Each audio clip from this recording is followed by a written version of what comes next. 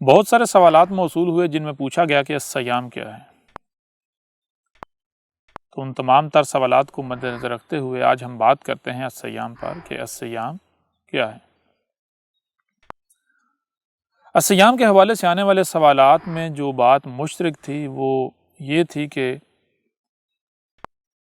احمد عیسیٰ آپ نے بارہا یہ بات کہی کہ یہ جو مسلمانوں میں پایا جانے والا رمضان ہے اور اس میں جو روزے رکھے جاتے ہیں یہ الصیام نہیں ہے، یہ دجل ہے، دھوکہ ہے، فریب ہے، ان کا حقیقت کے ساتھ کوئی تعلق نہیں۔ تو پھر کیا الصیام جو ہیں وہ اپنا وجود رکھتے ہیں؟ اگر وجود رکھتے ہیں تو پھر الصیام کا مطلب کیا ہے، الصیام کیا ہیں، اس پر جو ہے وہ تفصیل کے ساتھ بات کریں، انہیں واضح کریں۔ تو بہرحال سب سے پہلی بات تو یہ ہے کہ دیکھیں ایک بات، ایک شے جو کہ آپ دیکھتے ہیں نسل در نسل چلی آ رہی ہے، جسے لوگ الصیام کا نام دیتے ہیں، الصیام کہتے ہیں۔ تو سب سے پہلے تو آپ پر یہ واضح کرنا ہے کہ یہ جنہیں آج تک الصیام سمجھا جاتا رہا یہ الصیام نہیں ہے۔ تو اس کے لیے کوئی لمبی چوڑی ہم بات نہیں کریں گے، بحث نہیں کریں گے، بلکہ ایک چھوٹا سا نقطہ آپ کے سامنے رکھتے ہیں، ایسا نقطہ کہ وہ ایک ایسی چابی ہے جس سے آپ اس تالے کو کھول سکتے ہیں، ایک ایسا فارمولہ ہے کہ جس سے آپ حقیقت کو بڑی آسانی سے جان سکتے ہیں۔ یعنی کسی بھی شے کے اصل اور نقل ہونے کی پہچان کیا ہے، اس کو جاننے کا، اس کو پہچاننے کا فارمولہ۔ تو دیکھیں ہم ایسا کرتے ہیں کہ قرآن کی طرف اپنا رخ کرتے ہیں اور قرآن سے پوچھتے ہیں کہ قرآن اس بارے میں کیا کہتا ہے۔ تو جب آپ قرآن اٹھا کر دیکھیں تو قرآن میں کیا کہا گیا؟ قرآن میں کہا گیا کتب علیکم الصیام کما کتب علی الذین من قبلکم، پھر آگے کہا جا رہا ہے لعلکم تتقون۔ اس میں دو باتیں جو ہے وہ بالکل واضح سامنے رکھی گئیں۔ سب سے پہلی بات یہ ہے کہ الصیام جو بھی ہیں یہ بتا دیا گیا کہ الصیام وہ عمل ہے، وہ شے ہے کہ جو صرف تمہارے اوپر کتب نہیں بلکہ جو تم سے پہلی اقوام تھیں، جو تم سے پہلی امتیں تھیں، تم سے پہلے لوگ تھے، ان پر بھی کتب تھے، اور جیسے ان پر کتب تھے، جیسے ان کو الصیام کرنے کا کہا گیا، بالکل عین اسی طرح تمہارے اوپر بھی کتب ہیں اور تمہیں کرنے کا کہا گیا۔ نمبر ایک۔ نمبر دو، جو اس آیت میں بات سامنے لائے گی وہ یہ کہ الصیام کرنے کا مقصد کیا ہے۔ مقصد بتا دیا گیا، مقصد کیا ہے؟ مقصد بتایا گیا لعلکم تتقون، یعنی کہ الصیام کے اوپر جو ہے وہ تقوی رکھ دیا گیا ہے۔ الصیام کا مقصد ہے تقوی کا حصول، تقوی حاصل کرنا۔ اب یہ بات الگ ہے کہ تقوی کا مقصد کیا ہے، یعنی تقوی کیوں ضروری ہے، تقوی کیوں چاہیے۔ لیکن یہاں تک جو بات واضح ہو گئی وہ یہ واضح ہو گئی کہ الصیام کا مقصد ہے تقوی کا حصول۔ الصیام جسے بھی کہا جاتا ہے ہمیں کوئی اعتراض نہیں، ہم ماننے کو تیار ہیں، لیکن کیا کیا جائے گا؟ کیا یہ جائے گا کہ جو فارمولہ آپ کو بتایا جا رہا ہے کہ دیکھا جائے گا جس مقصد کے لیے ایک عمل کیا جا رہا ہے، ایک کام کیا جا رہا ہے، کیا وہ مقصد پورا بھی ہو رہا ہے؟ یعنی جسے بھی الصیام کہا جائے، جنہیں بھی الصیام کہا جائے، کیا انہیں کرنے سے تقوی حاصل ہوتا ہے؟ لیکن یہاں کیا، یہاں تو معاملہ انتہائی گمبھیر ہو چکا ہے، کسی کو یہی نہیں علم کہ تقوی کیا ہے، تقوی کا مقصد کیا ہے۔ اب ظاہر سی بات ہے جب آپ کو یا کسی کو بھی تقوی کا علم نہیں ہے تو پھر لا محالہ آپ کیسے جان سکتے ہیں کہ الصیام کے نام پر جو آپ کو کہا جا رہا ہے وہ الصیام ہے یا نہیں ہے، یا پھر ان کے علاوہ بھی اگر کوئی کسی عمل کو، کسی فعل کو الصیام کا نام دیتا ہے تو وہ الصیام ہے یا نہیں۔ کیوں؟ کیونکہ جب آپ کو تقوی کا نہیں علم جو اس سے حاصل ہونا ہے تو آپ کیسے پہچان سکتے ہیں؟ لہٰذا اس کے لیے سب سے پہلے یہ جاننا پڑے گا کہ تقوی کسے کہتے ہیں، تقوی کیا ہے۔ جب تقوی جان لیا جائے گا تقوی کسے کہتے ہیں تو پھر خود بخود بہت ہی آسانی سے آپ خود فیصلہ کر سکتے ہیں کہ الصیام کیا ہے، وہ کون سا عمل ہے، وہ کون سا فعل ہے، وہ کیا ہے جو الصیام ثابت ہوتا ہے۔ یعنی جو بھی عمل، جو بھی فعل کرنے سے تقوی حاصل ہو جائے، انہیں عربوں کی زبان میں اس قرآن میں الصیام کہا گیا۔ تو تقوی کیا ہے؟ تقوی کو جاننے سے پہلے یہ سوال پیدا ہوتا ہے کہ آخر تقوی حاصل کیوں کرنا ہے، تقوی کی ضرورت کیوں پیش آئی؟ تو اس سوال کا بھی جواب تب ہی ملے گا جب تقوی کو جان لیا جائے گا۔ لیکن اس کے علاوہ ایک اور ذریعہ بھی ہے جس ذریعے سے ہم یہ جان سکتے ہیں کہ تقوی کا مقصد کیا ہے، تقوی کیوں ضروری ہے۔ اس کے لیے آپ ایسا کریں، سورہ البقرہ کھولیں، سورہ البقرہ کے شروع میں آپ دیکھیں، شروع کی آیات الف لام میم ذالک الکتاب لا ریب فیہ ھدی للمتقین۔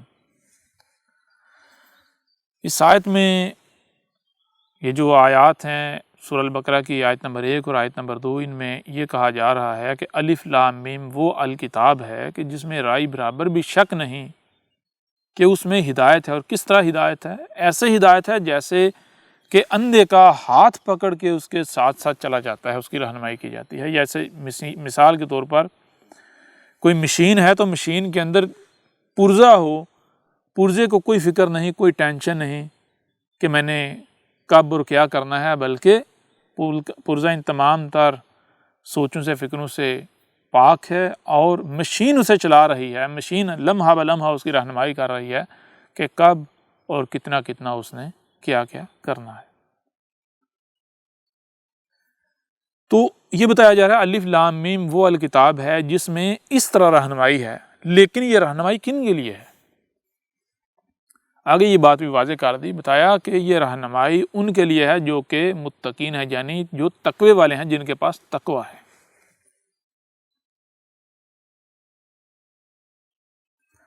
اب یہ بہت ہی چونکا دینے والی بات ہے کہ قرآن یہ بات واضح کر رہا ہے کہ جن میں تقوی ہے ہی نہیں، جو تقوی کو جانتے ہی نہیں، جن میں تقوی نہیں ہے، جو متقی نہیں ہیں،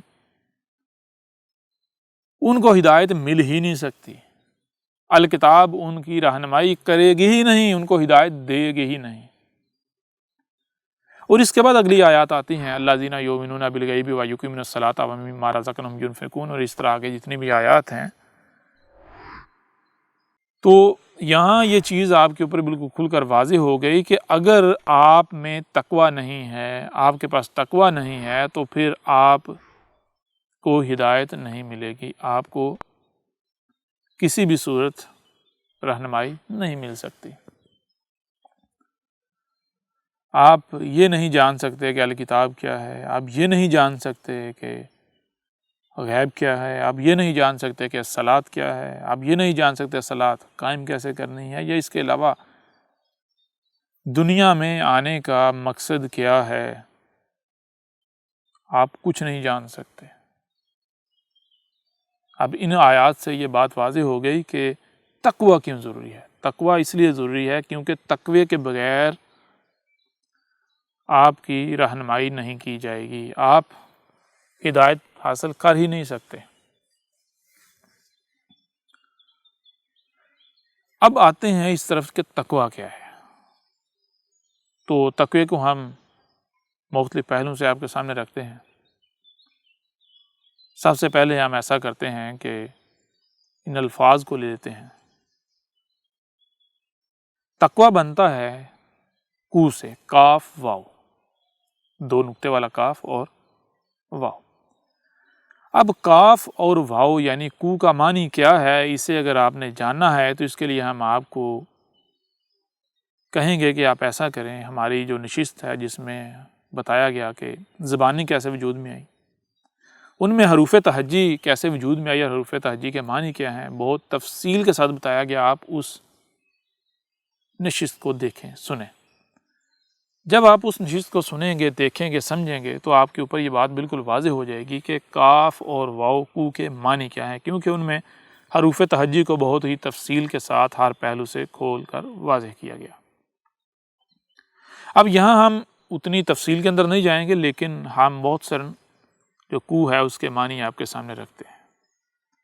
دو نقطے والا کاف جو ہے وہ کیسے بنتا ہے؟ وہ بنتا ہے جیسے آپ کہتے ہیں گول والی ہے کہیں، گول دائرہ اور اس کے اوپر دو ڈاٹس ہیں یعنی دو نقطے ہیں، اور پھر اس کے بعد جسے آپ نون غنہ کہتے ہیں وہ دائرے کے ساتھ نون غنہ جو ہے وہ جڑا ہوا ہے۔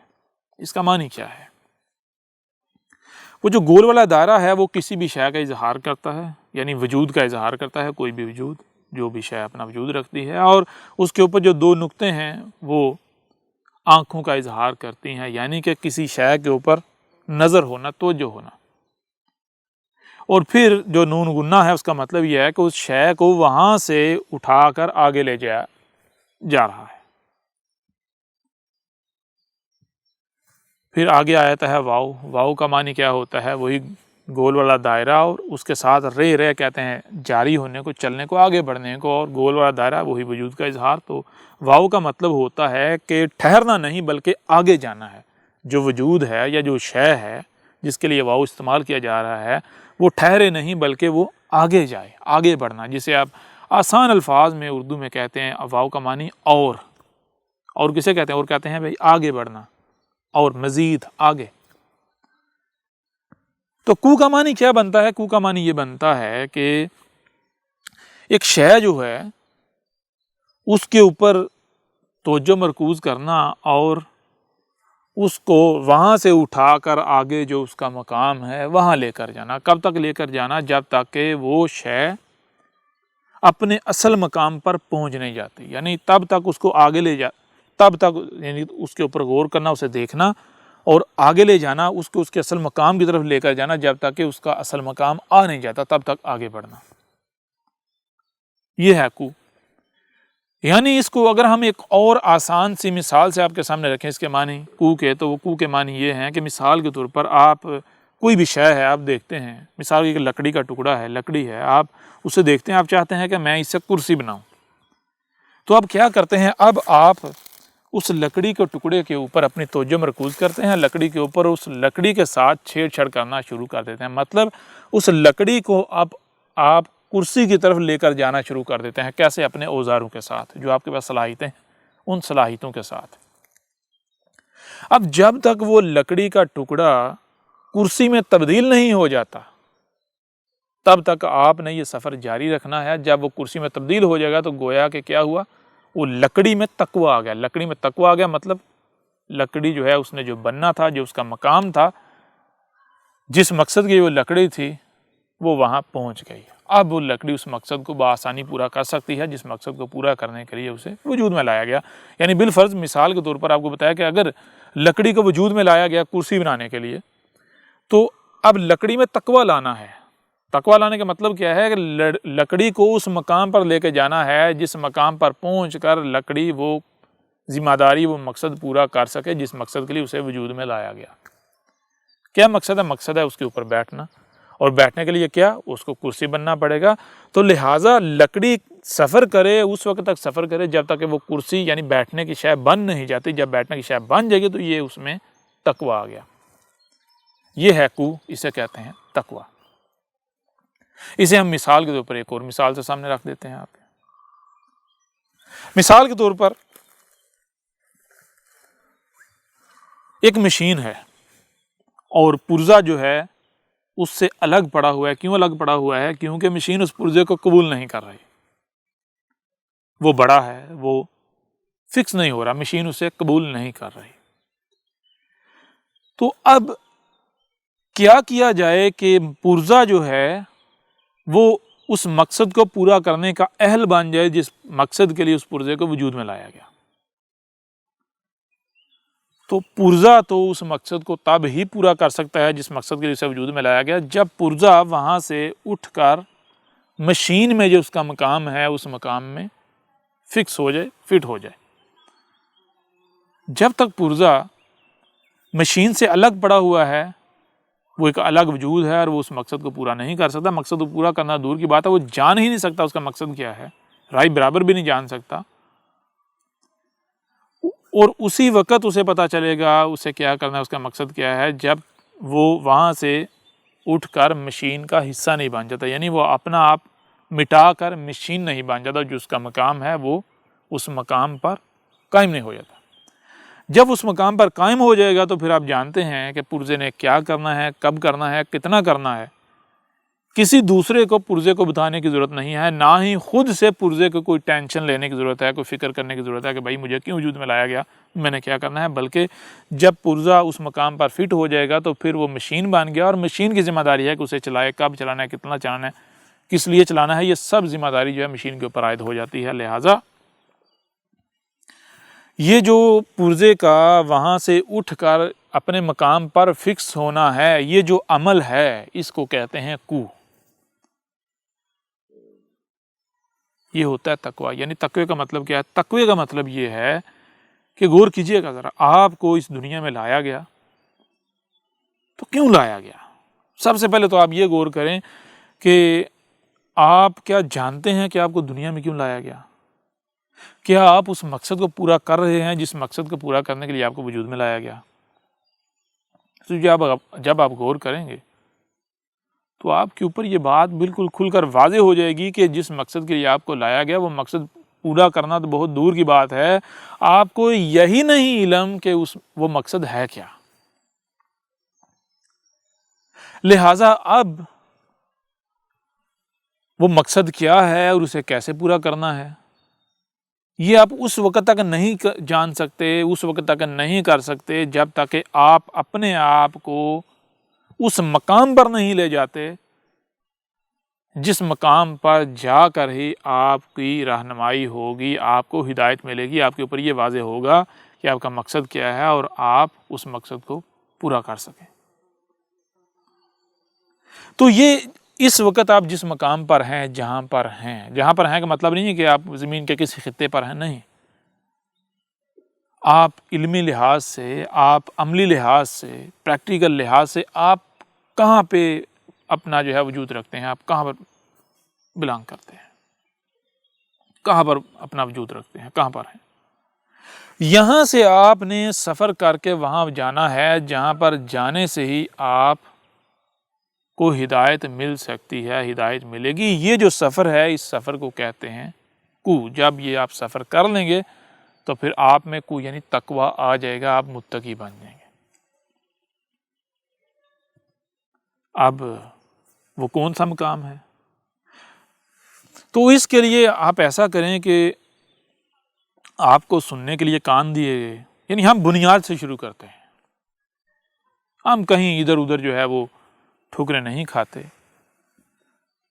ہم بنیاد سے شروع کرتے ہیں۔ بنیاد کیا کہ ہم یہ کہتے ہیں کہ اے ہمارے رب، تو جو بھی ہے، تو جہاں بھی ہے، تو جیسا بھی ہے، ہم نہیں جانتے، ہمیں نہیں علم، لیکن ہم اتنا جانتے ہیں کہ ہمارا کریٹر یعنی ہمارا خالق تو ہے، اور تو ہی جانتا ہے کہ تو نے ہمیں کس مقصد کے لیے خلق کیا۔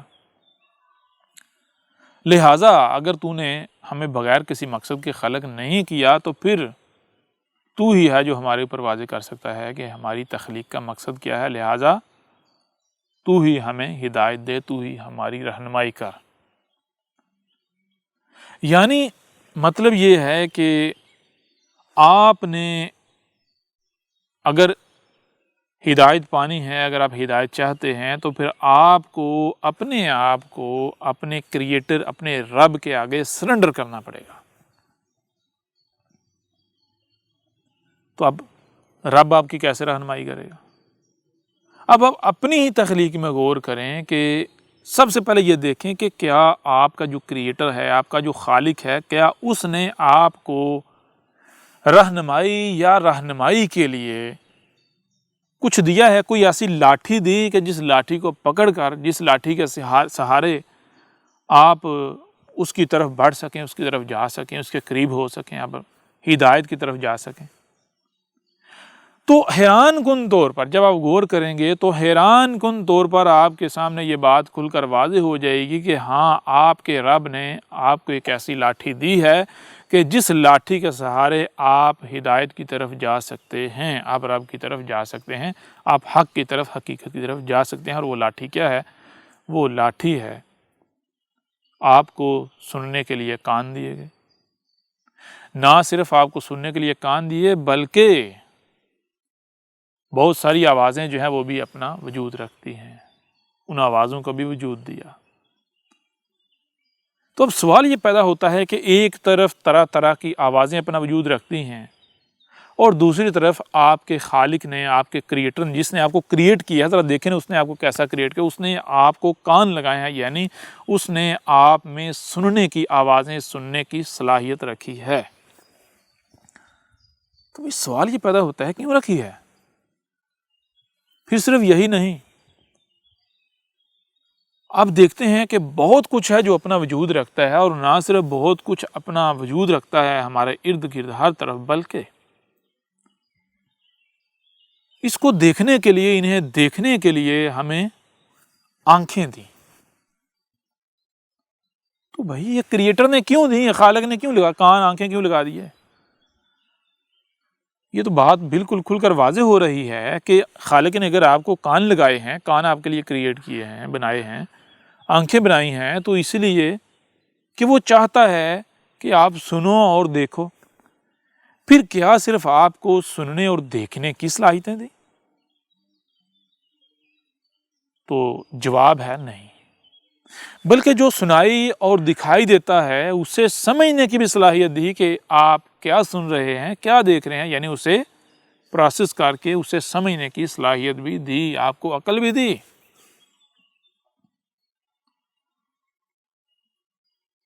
اب جب آپ اپنے آپ کو اپنے رب کے آگے سرنڈر کرتے ہیں تو دیکھیں آپ کو رب آپ کا کیا جواب دے رہا ہے۔ آپ کا رب تو آپ کو کہہ رہا ہے کہ تمہیں کس مقصد کے لیے میں نے تخلیق کیا ہے، یہ جاننے کے لیے تو میں نے تمہیں وہ ٹولز بھی دے دیے، وہ ذرائع بھی دے دیے جن سے تم جان سکتے ہو کہ تمہیں کس مقصد کے لیے وجود میں لایا گیا۔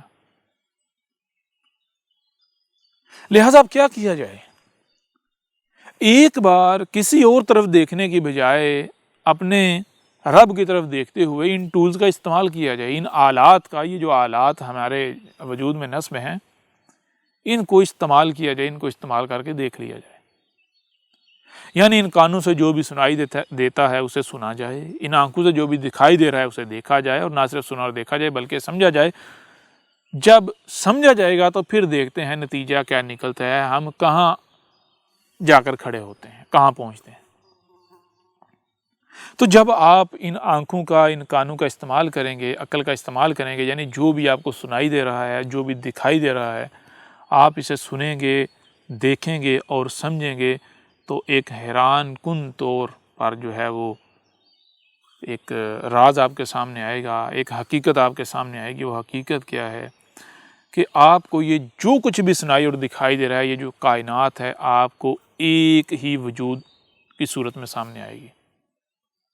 جیسے آپ کا اپنا وجود ہے، آپ دیکھیں کہ یہ ناخن ہے، ناخن آگے پور کے ساتھ جڑا ہوا ہے، یہ پور اگلی پور کے ساتھ جڑی ہوئی ہے، وہ اگلی پور کے ساتھ انگلی بن جاتی ہے، انگلی آگے ہتھیلی کے ساتھ جڑی ہے، اس طرح باقی انگلیاں ہیں وہ ہتھیلی کے ساتھ جڑی ہیں، یہ ہاتھ بن جاتا ہے، ہاتھ آگے کلائی جو ہے یہ بازو کے ساتھ جڑا ہوا ہے، یہ آگے جڑا ہوا ہے، اس طرح کرتے کرتے یہ پورا وجود بنتا ہے۔ اگر زوم کر کے دیکھیں تو ہم کیا کہیں گے؟ اسے ناخن کہیں گے، اسے انگلی کہیں گے، اسے ہتھیلی کہیں گے، اسے بازو کہیں گے، اسے گھٹنا کہیں گے، اسے پاؤں کہیں گے، اسے سر کہیں گے، انہیں آنکھیں کہیں گے، ناک کہیں گے، کان کہیں گے، ٹانگیں کہیں گے، پیٹ کہیں گے۔ لیکن جب ہم مجموعی طور پر دیکھیں گے تو کیا نظر آئے گا؟ اگر آپ کا نام عمران ہے تو عمران نظر آئے گا، اگر آپ کا نام وکٹر ہے تو وکٹر نظر آئے گا، اگر آپ کا نام لکشمن ہے تو لکشمن نظر آئے گا۔ لیکن اگر زوم کر کے دیکھیں گے تو لکشمن نظر نہیں آئے گا، وکٹر نظر نہیں آئے گا، عمران نظر نہیں آئے گا، رام نظر نہیں آئے گا، بلکہ ناخن نظر آئے گا، ہتھیلی نظر آئے گی۔ تو کیا رام، عمران، لکشمن یا وکٹر الگ ہے اور ہتھیلی الگ ہے، ناخن الگ ہے، انگلی الگ ہے؟ نہیں بھائی، یہ جتنے بھی اعضاء ہیں ان کو اگر مجموعی طور پر دیکھا جائے تو پھر رام ہے، لکشمن ہے، عمران ہے، وکٹر ہے۔ پھر دوسرا سوال یہ ہے کہ کیا ناخن کا کوئی الگ اپنا وجود ہے، ہتھیلی کا کوئی الگ اپنا وجود ہے؟ تو جواب بالکل واضح ہے کہ نہیں۔ ناخن ہو، ہتھیلی ہو، جتنے بھی اعضاء ہیں یہ اس وجود کا حصہ ہیں۔ پھر اس سے آگے بڑھیں تو کیا ناخن جو ہے وجود سے الگ، یعنی الگ ناخن جو ہے وجود سے الگ ہو جائے، انگلی وجود سے کٹ کر الگ ہو جائے، ہاتھ وجود سے کٹ کر الگ ہو جائے، تو کیا الگ ہو کر وہ سروائیو کر سکتا ہے، وہ زندہ رہ سکتا ہے، وہ سلامت رہ سکتا ہے؟ تو یہ جواب بھی سامنے آیا تھا کہ نہیں، بالکل نہیں۔ اسی کے لیے بقا ہے جو اس وجود کے ساتھ جڑا ہوا ہے۔ جو حصہ، جو عضو بھی اس وجود سے کٹ جائے گا، الگ ہو جائے گا، وہ فنا ہو جائے گا، اس کے لیے بقا نہیں ہے۔ تو جو آپ اپنے وجود میں دیکھتے ہیں، جب آپ آسمان و زمین میں جو کچھ بھی آپ کو سنائی اور دکھائی دے رہا ہے، اس میں غور کریں گے، جانیں گے، تو بالکل یہی مثال، یہی حقیقت آپ کے سامنے اس کائنات کی آئے گی۔ آپ کو نظر آئے گا کہ یہ کل کی کل کائنات، جہاں تک آپ کی رسائی ہے، جہاں تک بھی آپ کی رسائی ہے، وہاں تک کوئی دوسرا وجود ہے ہی نہیں۔ ہاں، البتہ یہ بات الگ ہے کہ آپ کو اس کائنات سے ٹوٹ کر الگ ہوئے اعضاء نظر آئیں گے، جو فنا کی طرف جا رہے نظر آئیں گے آپ کو۔ جیسے آپ کے ہاتھوں سے ناخن الگ ہو جائے تو ایک دم سے تو وہ ڈیکمپوز نہیں ہوتا، ایک دم سے تو ختم نہیں ہوتا، آہستہ آہستہ ہوتا ہے۔ لیکن جیسے ہی ناخن ہاتھ سے، انگلی سے الگ ہو جاتا ہے، تو وہ پھر آگے حیات کا سفر نہیں کرتا، بلکہ وہ فنائیت کی طرف جو ہے وہ سفر کرنا شروع کر دیتا ہے۔ بالکل اسی طرح جب آپ آسمان و زمین میں، جہاں تک بھی آپ کی رسائی ہے اس کائنات میں، جہاں تک بھی آپ کی رسائی ہے، اس میں غور کریں گے، تو آپ یہ جانیں گے، آپ کے سامنے یہی بات آئے گی کہ جو کچھ بھی آپ کو نظر آ رہا ہے، یہ سب کا سب ایک دوسرے کے ساتھ جڑا ہوا ہے، اور یہ کائنات ایک ہی وجود ہے، ایک ہی وجود۔ اور آپ کو یہ بات بھی بالکل کھل کر واضح نظر آ جائے گی کہ جو بھی اس وجود کے ساتھ جڑا ہوا ہے، اس کے لیے بقا ہے،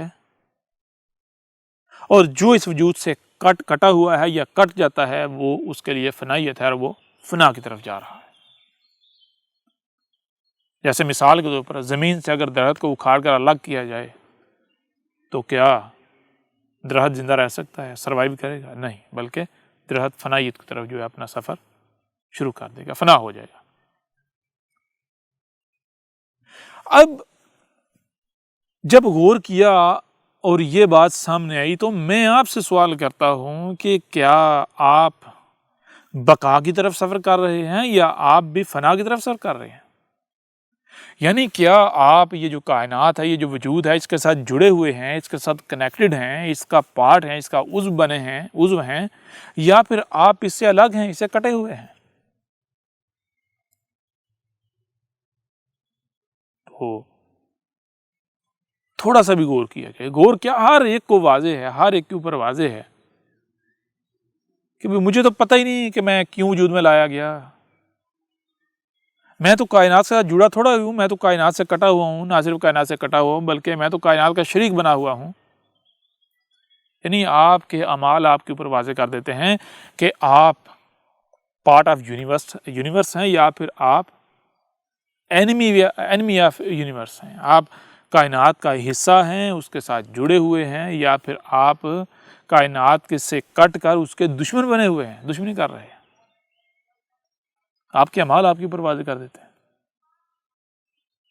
آپ ایسا کریں، غور کریں، صبح سے لے کر شام تک آپ کیا کرتے ہیں، دیکھیں کیا وہ جو آپ اعمال کر رہے ہیں، جو آپ کے اعمال ہیں، کیا وہ کائنات کے ساتھ، نیچر کے ساتھ، قدرت کے ساتھ مطابقت رکھتے ہیں، یا پھر دشمنی ہیں، ایک دوسرے وجود کا اظہار کرتے ہیں کہ آپ دوسرا وجود بنے ہوئے ہیں کائنات سے کٹ کر؟ بالکل واضح ہے کہ آپ دوسرا وجود ہیں۔ لہٰذا اب اس وقت تک آپ نہیں جان سکتے کہ آپ کو دنیا میں لانے کا، آپ کا دنیا میں آنے کا مقصد کیا ہے، اور اسے پورا کیسے کرنا ہے، جب تک کہ آپ سفر کرتے ہوئے، یعنی کو کرتے ہوئے تقویٰ حاصل نہیں کر لیتے، یعنی کائنات کے ساتھ جڑ نہیں جاتے، کائنات کے ساتھ جڑ نہیں جاتے۔ جب آپ کائنات کے ساتھ جڑ جائیں گے، تو پھر آپ کی مثال اس پرزے کی جیسی ہو جائے گی کہ جو پرزا الگ پڑا ہوتا ہے، اسے اگر مشین میں فٹ کر دیا جائے جو اس کا مقام ہے، تو اس کے بعد پھر وہ پرزا تمام تر فکروں سے، سوچوں سے آزاد ہو جاتا ہے کہ اسے کیوں وجود میں لایا گیا اور کس مقصد کے لیے لایا گیا۔ اس کے بعد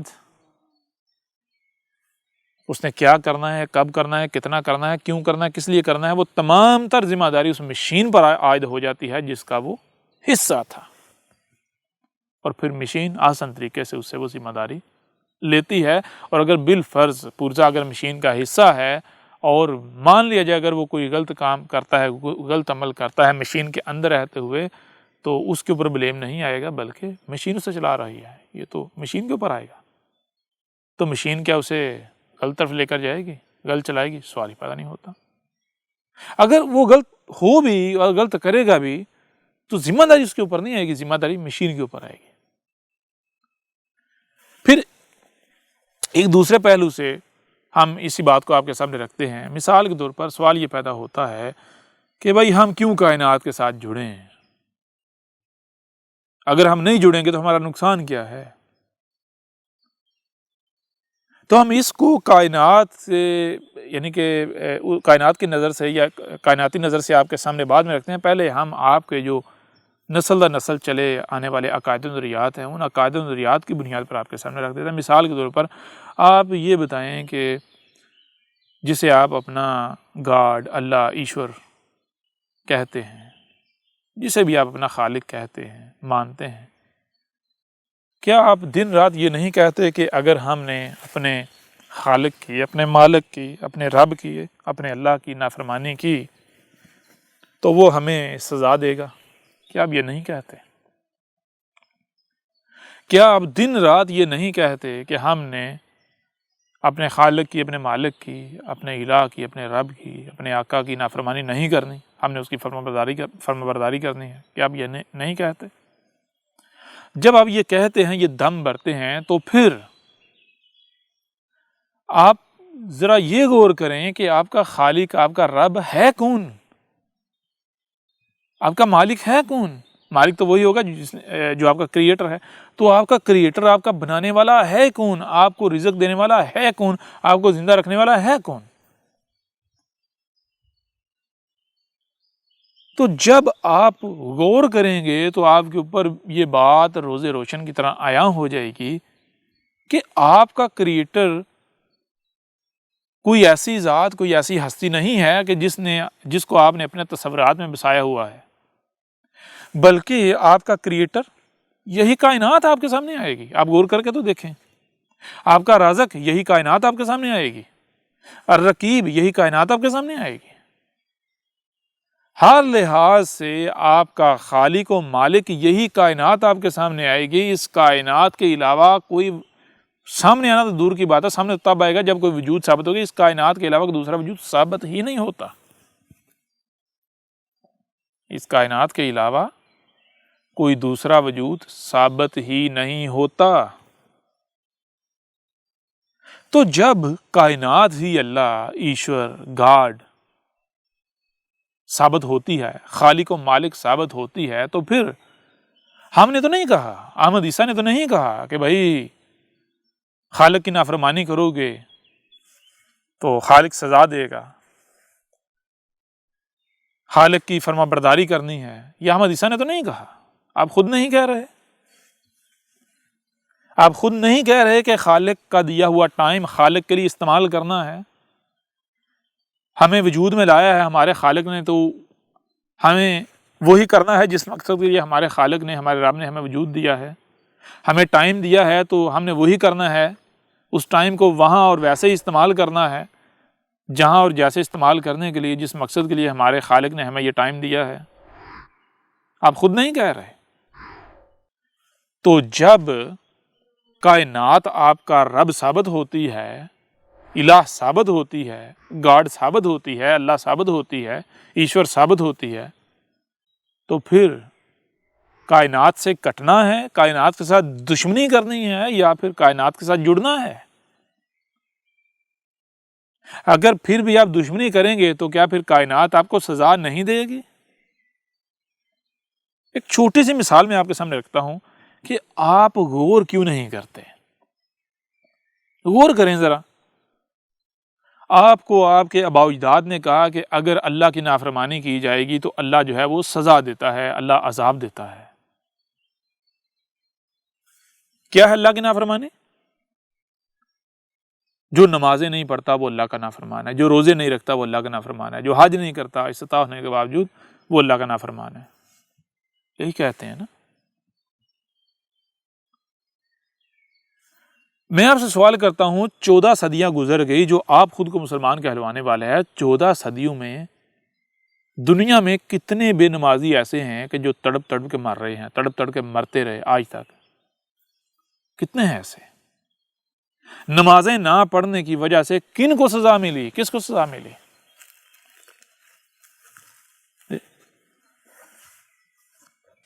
جس کو آپ اللہ کہتے ہیں، ایشور کہتے ہیں، رب کہتے ہیں، الہ کہتے ہیں، خالق کہتے ہیں، جس کا کہ کوئی وجود ہی نہیں ہے، جس کا کوئی نام و نشان بھی جس کا ثابت نہیں ہوتا، آپ جس کی یعنی جو اس کی نافرمانی آپ کہتے ہیں، وہ نافرمانی تو اگر دیکھ جائے تو وہ دنیا میں اکثریت کر رہی ہے، ان کو سزا تو کوئی نہیں کبھی ملی. لیکن دوسری طرف اگر آپ دیکھیں کہ کائنات کے ساتھ اگر دشمنی کی جاتی ہے، نیچر کے ساتھ، قدرت کے ساتھ، فطرت کے ساتھ اگر دشمنی کی جاتی ہے، قدرت کی، نیچر کی نافرمانی کی جاتی ہے. نیچر کی نافرمانی کیا؟ نیچر یہ جو کائنات ہے اس کے ساتھ متصادم ہویا جاتا ہے، اس کے خلاف عمل کیے جاتے ہیں، نیچر کے خلاف اقدامات کیے جاتے ہیں، تو نیچر نہیں بخشتی، نیچر سزا دیتی ہے، عذاب دیتی ہے. اور آج آپ اپنی آنکھوں سے دیکھ رہے ہیں پوری دنیا میں زلزلے، سیلاب، طوفان، آندیاں، طرح طرح کی بیماریاں، یہ سب کچھ، اور لوگ جو ہیں وہ طرح طرح سے ہلاکتوں کا شکار ہو رہے ہیں، ذلتوں و مصیبتوں کا شکار ہو رہے ہیں. کیوں ہیں؟ کیا نمازیں نہ پڑھنے کی وجہ سے، روزے نہ رکھنے کی وجہ سے، جنہیں آپ عبادات کہتے ہیں وہ نہ کرنے کی وجہ سے؟ ہر وہ شخص جس میں رائے برابر بھی عقل ہے، جو رائے برابر بھی غور کرتا ہے، غور و فکر کرتا ہے، آج وہ یہ کہنے پر مجبور ہے کہ ہم نے نیچر کی نافرمانی کی، ہم نے نیچر کے ساتھ دشمنی کی، یعنی کائنات کے ساتھ دشمنی کی، جس وجہ سے آج ہمیں ان طرح طرح کی ہلاکتوں کا، مصیبتوں کا، تکلیفوں کا سامنا ہے. اور اگر ہم باز نہ آئے تو نیچر ہمیں صفحہ ہستی سے مٹا کر رکھ دے گی، ہمیں فنا کر دے گی. تو یوں اس پہلو سے بھی دیکھا جائے، جو آپ کا زاویہ ہے، آپ کے زاویے سے بھی رب کون ثابت ہوتا ہے؟ الہ، خالق و مالک تو یہ کائنات ثابت ہو رہی ہے، اور یہ ہے. تو پھر آپ خود بتائیں کہ کائنات کے ساتھ دشمنی کرنی ہے، اس سے کٹنا ہے، الگ ہونا ہے، یا پھر جڑنا ہے؟ خود بتائیں. آپ تھوڑا سا غور کریں. آپ غور کیوں نہیں کرتے کہ آپ کے اپنے ہی وجود میں ہاتھ اگر مفلوج ہو جائیں، یہ ہاتھ اگر باقی وجود کو نقصان پہنچانا شروع کر دیں، آپ کے اپنے وجود کو نقصان پہنچانا شروع کر دیں، تو کیا اپنے ان ہاتھوں کو برداشت کریں گے؟ ان کا لاڑ دیکھیں گے؟ سوال ہی پیدا نہیں ہوتا. فوراً ڈاکٹر کے پاس جائیں گے، کہیں گے بھائی کاٹ کے پھینک دے. کٹوا دیتے ہیں یا نہیں کٹوا دیتے؟ تو بالکل اسی طرح جب آپ یہ چاہتے ہیں کہ یہ ہاتھ آپ کے ہیں اور آپ یہ صحیح سلامت رہیں، وجود کے ساتھ جڑ کے رہیں، وجود کے لیے استعمال ہوں، رائے برابر بھی اپنی منمانی، اپنی مرضی نہ کریں، تو پھر یہ کائنات جس نے آپ کو وجود دیا اور جس نے آپ کو جب وجود دیا ہے تو بطور شریک الگ وجود کے وجود نہیں دیا، اپنے سے الگ نہیں آپ کو کر دیا. یہ کائنات اپنے اندر آپ کو وجود میں لے کر آئی، اپنے وجود کی صورت میں، اپنے عضو کی صورت میں آپ کو وجود میں لے کر آئی. اگر تو یہ کائنات آپ کو اس طرح وجود میں لاتی کہ خود الگ ہوتی اور آپ کو الگ وجود دے دیتی، اپنے سے الگ کر دیتی، پھر تو ٹھیک تھا، پھر تو کوئی فرق نہیں پڑتا، جیسے جی چاہو کرو. لیکن جب یہ اس کائنات نے آپ کو الگ وجود نہیں دیا، اپنے سے خود الگ نہیں اور آپ کو الگ وجود نہیں دیا، بلکہ اپنے اندر وجود دیا، اپنے عضو کے طور پر وجود دیا، تو پھر کیا اس نے اس لیے آپ کو وجود دیا کہ آپ اسی کے ساتھ چھیڑ چھاڑ کریں، اس کو تکلیف دیں، اس کو ساتھ یعنی کہ دشمنی کریں، اسے چیریں پاڑیں؟ اس لیے وجود دیا؟ سوال ہی پیدا نہیں ہوتا. اس نے آپ کو اپنے وجود کے طور پر وجود دیا، لیکن آپ ہیں کہ شریک بنے ہوئے ہیں، دشمنی کر رہے ہیں. تو جب آپ شریک بنے ہوئے ہیں، دشمنی کر رہے ہیں، اس کائنات سے کٹ کر رہیں گے، تو کیا کائنات آپ کو برداشت کرے گی؟ کائنات آپ کے لاڑ دیکھے گی، نیچر آپ کے لاڑ دیکھے گی، قدرت آپ کے لاڑ دیکھے گی؟ جی کیا آپ میں عقل نہیں ہے؟ آپ کیوں نہیں ان ٹولز کا استعمال کرتے؟ ایک بار استعمال کر کے تو دیکھیں، کانوں کا، آنکھوں کا، دماغ کا ایک بار استعمال کر کے تو دیکھیں پھر آپ کو مزہ کتنا آتا ہے اور حق آپ کے اوپر کیسے واضح ہوتا ہے۔ دن بدن آپ دن بدن حق کے قریب سے قریب تر ہوتے چلے جائیں گے، اپنی منزل کی طرف آپ سفر جاری آپ کا شروع ہو جائے گا، منزل کی طرف دن بدن بڑھنا شروع ہو جائیں گے، منزل آپ کی دن بدن قریب ہوتی چلی جائے گی۔ کر کے تو دیکھیں۔ لہذا اب غور کیجئے گا ذرا، ایک اور پہلو سے آپ کے سامنے رکھتے ہیں۔ جب غور کیا جائے گا کہ آپ کا خالق کون ہے، آپ کا مالک کون ہے، تو ہر پہلو سے، ہر زاویے سے یہی کائنات آپ کے سامنے آئے گی، یہی کائنات۔ جب یہی کائنات آپ کے سامنے آئے گی، آپ کا خالق یہی کائنات، مالک یہی کائنات،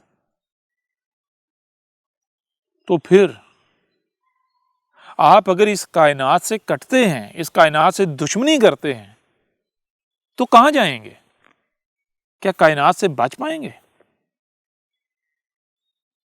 بچ پائیں گے؟ سوال ہی پیدا نہیں ہوتا۔ آپ کو وجود میں لے کر آئی کائنات،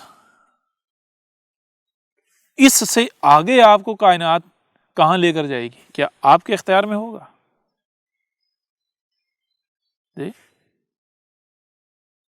سوال ہی پیدا نہیں ہوتا۔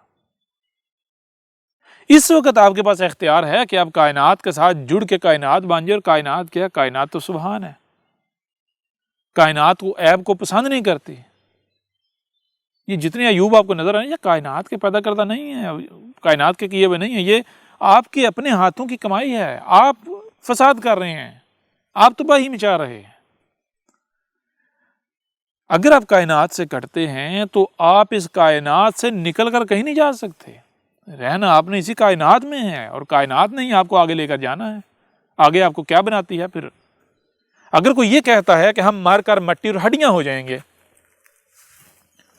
ہاں یہ بات الگ ہے، بے شک آپ کہیں جی وہ ایک قیامت کا دن آئے گا، وہ جو عقائد و نظریات ہیں، قیامت کا دن آئے گا، پھر مردوں کو زندہ کیا جائے گا، ہم پھر زندہ کیے جائیں گے، یہ تمام کی تمام خرافات ہیں، جہالت ہے۔ حقیقت کیا ہے؟ حقیقت یہ نہیں ہے، حقیقت اس کے بالکل برعکس ہے۔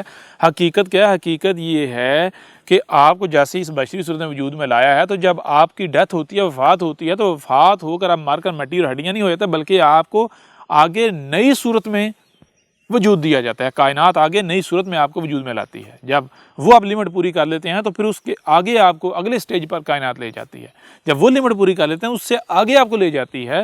تو اب اگر آپ کائنات کے ساتھ جڑتے ہیں، کائنات کے ساتھ جڑتے ہیں، تو آپ آگے یعنی وفات کے بعد یعنی فنا نہیں ہوں گے آپ وفات کے بعد یعنی مٹنے کے بعد دوبارہ وجود میں آئیں گے، تو کہاں آئیں گے؟ آگے کائنات میں آگے سے آگے جائیں گے۔ لیکن اگر آپ کائنات سے کٹ جاتے ہیں تو پھر آپ کا نتیجہ کیا نکلے گا؟ تھوڑا سا بھی غور کریں گے آپ کے اوپر بالکل واضح ہو جائے گا۔ پھر آپ اسی زمین پر جو کہ جہنم بننے کی طرف بہت تیزی سے گامزن ہے اور انسان اسے جہنم بنا رہے ہیں، یہیں پر آپ پھنس جائیں گے۔ یہیں جو ہے یہیں مخلوقات میں سانپ بچھو اس طرح کی مخلوقات جو ہیں، ان کی صورت میں آپ جنم لیتے لیتے پھر دوبارہ جب بچری صورت میں وجود میں آئیں گے، پھر انہی مخلوقات اور پھر بچر۔ یہ آپ جیسے دن اور رات کا سرکل ہے، جیسے سال کا سرکل ہے، ہر شے سرکل میں ہے، بالکل اس طرح آپ یہیں اسی سرکل میں پھنس جائیں گے۔ تو وہ کون ہے جو چاہتا ہے کہ میں یہاں ذلت اور رسوائی میں پھنس جاؤں، تکالیف کا سامنا کروں؟ کون ہے جو پیٹ کے بل رینگنا چاہتا ہے؟ اگر تو پیٹ کے بل رینگنا چاہتے ہیں، یہیں تکالیف کا سامنا کرنا ہے، یہیں زمین پر ہی پھنسنا ہے، اس جہنم میں پھنسنا ہے، تو پھر تو ٹھیک ہے، کٹے رہو۔ آج تو چھوٹی سی تکلیف برداشت نہیں ہوتی، چیخیں جب چھوٹی سی تکلیف ہوتی جو ہے وہ چیخیں مارنا شروع کر دیتے ہو، تو کیا آگے چل کے برداشت کر لو گے؟ آگے جب ابھی تو چلو پھر تمہارے یعنی کہ تم جتنی مخلوقات ہیں ان میں بظاہر سپیریئر نظر آتے ہو، تمہارے پاس اختیارات ہیں، لیکن جب اس وجود کے بعد جب اگلے وجود میں جاؤ گے، کائنات سے پوچھو کیا تمہیں مٹا دے گی؟ کیا جو تمہارے تصوراتی عقائد و نظریات ہیں کہ ہم وہ جناب عالم برزخ اور جی وہ جنت دوزخ جو تمہارے آباء و اجداد نے تمہیں دی، کیا وہاں لے کر جائے گی؟ وہاں جانے دے گی کائنات؟ اور وہاں تو تم تب جاؤ گے نا جب کائنات تمہیں آزاد کرے گی۔ تو پہلے کائنات سے سوال کرو، کیا کائنات تمہیں آزاد کرتی ہے؟ کہ جو بھائی آج سے تم مجھ سے آزاد ہو۔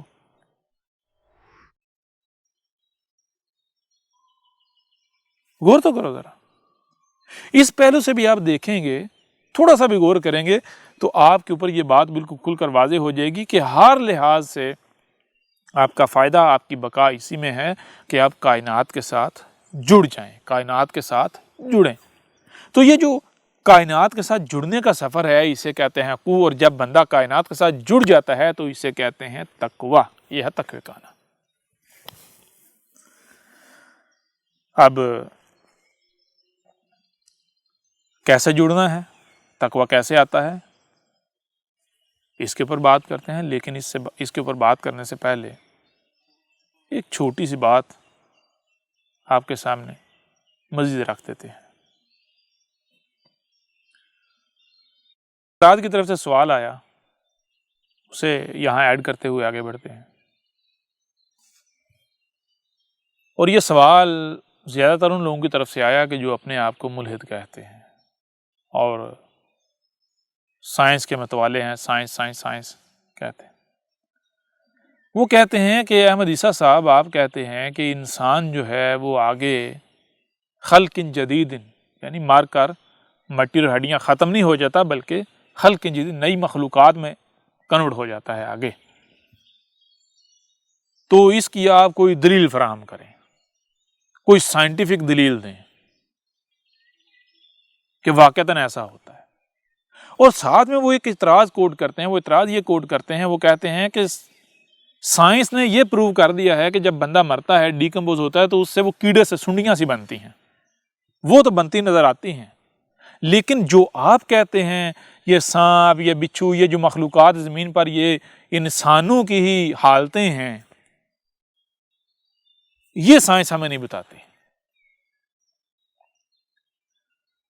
تو میرے پیارے بھائیوں، میں آپ سے سوال کرتا ہوں، سب سے پہلی بات تو یہ ہے کہ کیا جسے آپ سائنس کہتے ہیں، کیا سائنس یہ دعویٰ کرتی ہے کہ میں کائنات کا جو کل کا کل علم ہے، میں نے اس کو ایکسپوز کر دیا، اس کو ظاہر کر دیا، واضح کر دیا؟ یہ دعویٰ ہے؟ تو آپ میں سے ہر کسی کا، یا جس کے پاس بھی تھوڑا سا بھی علم ہے، اس کا جواب یہ ہوگا کہ نہیں، بلکہ جو علم اب تک سائنس کے نام پر ایکسپوز ہوا ہے، واضح ہوا ہے، دریافت ہوا ہے، وہ کل علم کا 0.00000000001% بھی نہیں ہے۔ تو جب جو موجودہ جسے آپ علم کہتے ہیں، جو ڈسکور ہوا سائنس کے نام پر، یہ مکمل نہیں ہے، بلکہ مکمل کا ایک قطرہ بھی نہیں ہے، تو پھر آپ کو جو بات بتائی گئی یا جو بات آپ کے سامنے آ رہی ہے وہ مکمل بتائی گئی، وہ مکمل بات آپ کے سامنے آئی، آپ کو وہیں پر بریک لگا لینی چاہیے؟ کیا اسی کی بنیاد پر آپ کو حق و باطل کا فیصلہ کر لینا چاہیے؟ کیا اسی کی بنیاد پر آپ کو حق اور سچ کا فیصلہ کر لینا چاہیے؟ وہیں پر بریک لگا لینی چاہیے؟ اسی کو سامنے رکھ کر اسی کی بنیاد پر عقائد و نظریات قائم کر لینے چاہیے، وہیں پر ڈٹ جانا چاہیے، وہیں پر کھڑے ہو جانا چاہیے، وہیں پر اپنے دماغ کو تالا لگا لینا چاہیے؟ یہ تو بالکل واضح ہے، ایسا تو بالکل نہیں کرنا چاہیے۔ اور اگر کوئی ایسا کرتا ہے تو اس سے بڑھ کر گمراہ کوئی ہو ہی نہیں سکتا، اس سے بڑھ کر کوئی جاہل ہو ہی نہیں سکتا۔ یہ تو کوئی ایسا شخص ہو سکتا ہے کہ جو منزل ابر جو ہے وہ ہزاروں میل دور ہے اور وہ رستے میں بیٹھ جائے، بس جی میں پہنچ آیا، میں آگے نہیں جاؤں گا۔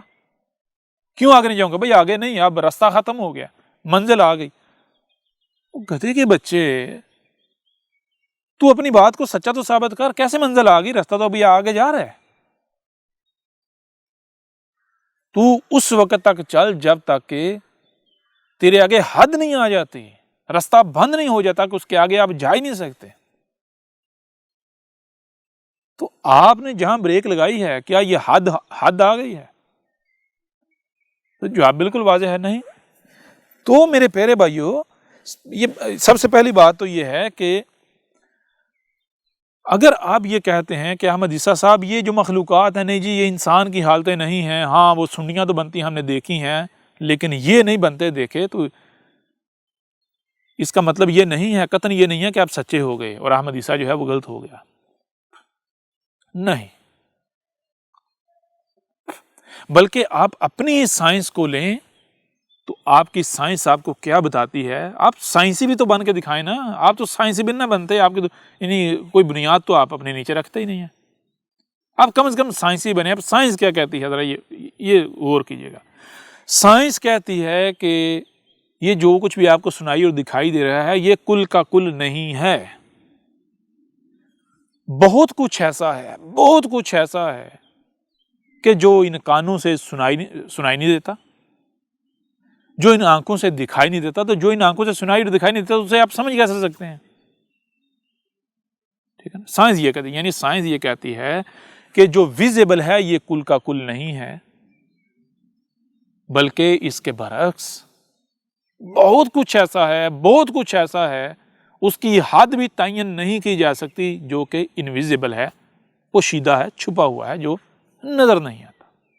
ہاں، اور اس کی یعنی دلیل کیا ہے؟ ایک بہت ہی مضبوط دلیل. وہ دلیل کیا ہے؟ وہ دلیل یہ ہے کہ دیکھو وہ کچھ ایسی چیزیں یعنی بہت کچھ ایسا ہے جو پہلے ہم سے انویزیبل تھا، آج ڈسکور ہو چکا ہے، آج دریافت ہو چکا ہے. اور یہ اس کے اوپر دلیل ہے کہ ہاں واقعتاً جو ظاہر ہے یہ کل کا کل نہیں ہے، بلکہ بہت کچھ جو ہے وہ پوشیدہ بھی ہے، چھپا ہوا بھی ہے.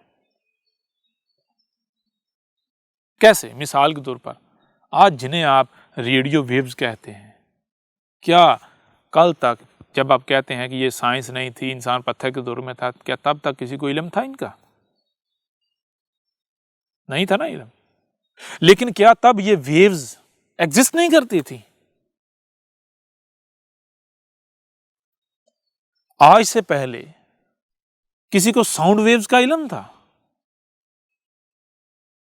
نہیں تھا نا علم. تو کیا ساؤنڈ ویوز ایگزسٹ نہیں کرتی تھیں؟ آج اور کوئی بھی آج ان کا انکار نہیں کر سکتا. کیوں انکار نہیں کر سکتا؟ کیونکہ آج آپ خود عملی طور پر دیکھ رہے ہیں کہ ایک بندہ دنیا کے ایک کونے پر ہے، دوسرا دنیا کے دوسرے کونے پر ہے، اور آپس میں وہ کیسے ایک دوسرے کے ساتھ بات کر رہے ہیں. آخر بیچ میں کوئی نہ کوئی تو ہے نا. یہ جو فورس، یہ قوت جو درمیان میں ہے، آج نظر آئی، پہلے نظر نہیں آ رہی تھی، انسان کے وہم و گمان میں بھی نہیں تھا. تو کیا یہ بات آپ کے اوپر یہ واضح نہیں کرتی، یہ دلیل نہیں بنتی کہ بھائی کائنات میں صرف وہی نہیں ہے جو ہم دیکھ رہے ہیں، سن رہے ہیں، بلکہ یعنی کل کا کل وہی نہیں ہے جو ویزیبل ہے، بلکہ بہت کچھ ایسا ہے جو کہ ویزیبل نہیں ہے، یعنی انویزیبل ہے. جب سائنس خود یہ ثابت کر رہی ہے تو کیا آپ نے یہ جو یعنی کہ جب آپ ان موضوعات کے اوپر، ان پہلوؤں کے اوپر غور کرتے ہیں تو آپ سائنس کا جو یہ نقطہ سائنس آپ کو فراہم کرتی ہے اس کو سامنے رکھتے ہیں، اس کی بنیاد پر آگے بڑھتے ہیں. کبھی آپ نے اس کا استعمال کیا؟ یعنی کسی بھی شے کے بارے میں آپ جب سوچتے ہیں، کسی بھی شے کے بارے میں، کسی معاملے کے بارے میں آپ تحقیق کرتے ہیں، تو کیا اس تحقیق کے دوران، اس سوچ کے دوران، اس کے پیچھے جب پڑھتے ہیں، اس کے بارے میں علم حاصل کرتے ہیں، تو کیا کبھی آپ نے جو اس کے پوشیدہ پہلو ہیں، چھپے ہوئے پہلو ہیں، یہ جو نقطہ ہے اس کو سامنے رکھا، اس کو سامنے رکھ کے آگے بڑھے، نتیجہ اخذ کیا؟ یا پھر آپ صرف ظاہر کو دیکھ کر، ظاہر کے پیچھے پڑتے ہوئے، تو جو ظاہر جہاں لے کر جاتا ہے وہاں جا کے بریک لگا لیتے ہیں؟ سائنس بھی یہ واضح کر رہی ہے کہ جان لو جو ظاہر ہے یہ کل کا کل نہیں ہے، بلکہ اس کے برعکس بہت کچھ ایسا ہے جو کہ چھپا ہوا ہے. سائنس بھی یہ بات آج واضح کر رہی ہے کہ جان لو ظاہر کیا ہے، اگر کوئی ظاہر کے پیچھے پڑے گا تو وہ دھوکہ ہے. کیوں؟ کیونکہ مثال کے طور پر اگر بورڈ کے اوپر کچھ کوئی فگر لکھا ہوا ہے، کچھ ہندسے لکھے ہوئے ہیں، تو ان میں سے کچھ انویزیبل ہوں، تو جو ظاہر ہیں ان کو دیکھ کر آپ اصل نتیجے پر پہنچ سکتے ہیں؟ بتائیں ذرا. صرف جو فگر ظاہر ہے، جو ہندسے ظاہر ہیں، ان کو لے کر ان کو جمع تفریق کر کے آپ اصل نتیجے تک پہنچ سکتے ہیں. جو نتیجہ نکالیں گے، جو نتیجہ اخذ کریں گے وہ اصل ہوگا، وہ پرفیکٹ ہوگا، وہ مکمل ہوگا. یہ بات بھی بالکل واضح ہو رہی ہے اس سے بھی کہ بالکل نہیں. جب تک کہ آپ ظاہر کے ساتھ ساتھ جو ظاہر نہیں ہے، جو انویزیبل ہیں، ان کو بھی ساتھ لے کر نہیں چلیں گے، تب تک آپ اصل نتیجے پر، پرفیکٹ نتیجے پر نہیں پہنچ سکتے. اور اس کے علاوہ ایک اور چیز واضح ہو جاتی ہے، وہی سائنس ہی واضح کر رہی ہے کہ اگر کوئی ظاہر کے پیچھے پڑتا ہے اور ظاہر کو سامنے رکھتے ہوئے کسی نتیجے پر پہنچتا ہے تو وہ جان لو دجل کا، دھوکے کا، فریب کا شکار ہو گیا. کیونکہ ظاہر تو نامکمل ہے. نامکمل جو ہے اس کے اوپر اگر آپ عمل کرو گے، وہ اگر آپ مانو گے تو ظاہری بات ہے ہلاکت کا، نقصان کا، خسارے کا سودا کرو گے. آپ جو ہے وہ حقیقت کے قریب تو جا ہی نہیں سکتے، آپ تو الٹ کہیں اور نکل جاؤ گے. آپ جہاں پہنچو گے، جس نتیجے پر پہنچے گے، وہ نتیجہ اصل نہیں ہوگا، وہ نتیجہ مکمل نہیں ہوگا، پرفیکٹ نہیں ہوگا. تو اب میں آپ سے سوال کرتا ہوں، تھوڑا سا ذرا غور کریں کہ انسان جو ہے یہ وجود میں آنے سے، یہ جو بشر جو ہے یہ وجود میں آنے سے پہلے کہاں تھا، کیا تھا؟ ظاہر کے ساتھ ساتھ، اور ظاہر کو دیکھا جائے، ظاہر تو رہنمائی کاری نہیں رہا آپ کی.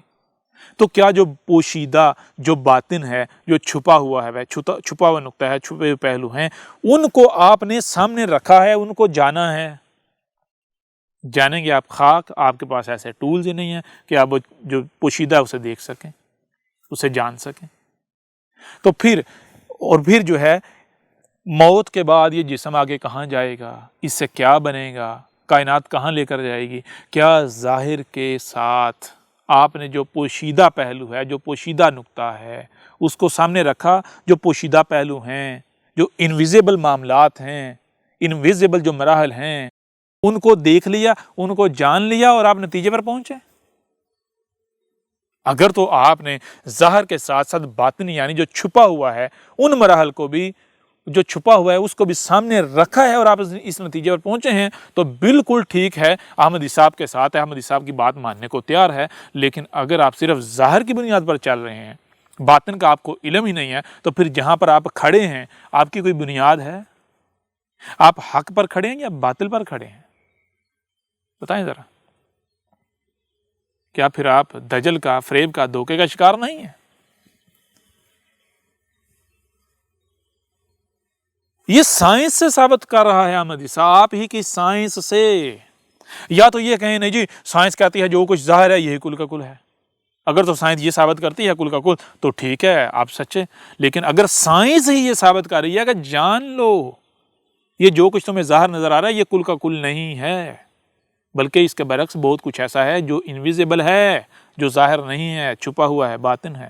اب اگر کوئی آدھے کو لے اور آدھے کو چھوڑ دے اور وہ یہ دعویٰ کرے کہ میں اصل نتیجے پر پہنچ گیا ہوں، وہ اصل نتیجے پر پہنچ سکتا ہے؟ وہ اپنے دعوے میں سچا ہوگا؟ سوال ہی پیدا نہیں ہوتا. تو احمد عیسیٰ کو غلط کہنے سے پہلے، اپنے آپ کو سچا صحیح سمجھنے سے پہلے یہ دیکھ لیں کہ آپ جہاں پر کھڑے ہیں، آپ نے جو نتیجہ اخذ کیا ہے، کیا آپ ظاہر کے ساتھ ساتھ باطن کو بھی دیکھ کر وہاں کھڑے ہیں، نتیجہ اخذ کیا ہے، یا پھر آپ صرف ظاہر کی بنیاد پر لگے ہوئے ہیں؟ اور پھر ظاہر بھی مکمل نہیں، جو ظاہر آ رہا ہے آپ اس سے بھی جو ہے وہ اندھے ہیں. وہ بھی آپ صرف وہی جو نقطے آپ کو کوئی کسی کی وجہ سے کسی طرح نظر آ گئے تو آگے باقی ان سے بھی آپ جو ہے باقی جو ہے ان سے نابلد ہیں، آپ کو نہیں علم. تو جب آپ جو پوشیدہ معاملات ہیں ان کو سامنے لائیں گے، ان کے پیچھے پڑیں گے، ان کو جانیں گے، تو پھر آپ کے اوپر یہ بات بالکل کھل کر واضح ہو جائے گی کہ یہ زمین کے اوپر جتنی بھی آپ کو مخلوقات نظر آ رہی ہیں، یہ انسان جو آپ ہیں، آپ ہی کے یا اس سے پیچھے والے یا اس سے آگے والے مراحل ہیں. ٹھیک ہے جی.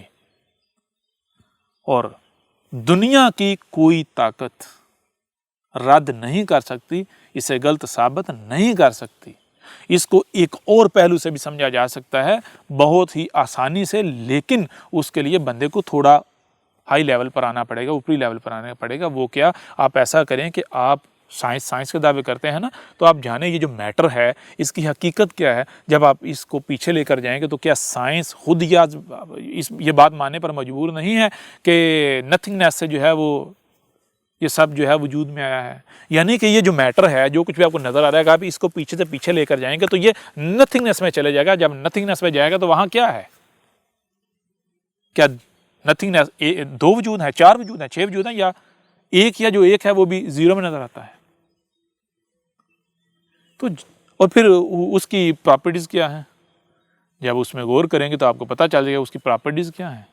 یہ بھی آپ کے اوپر واضح ہو جائے گا.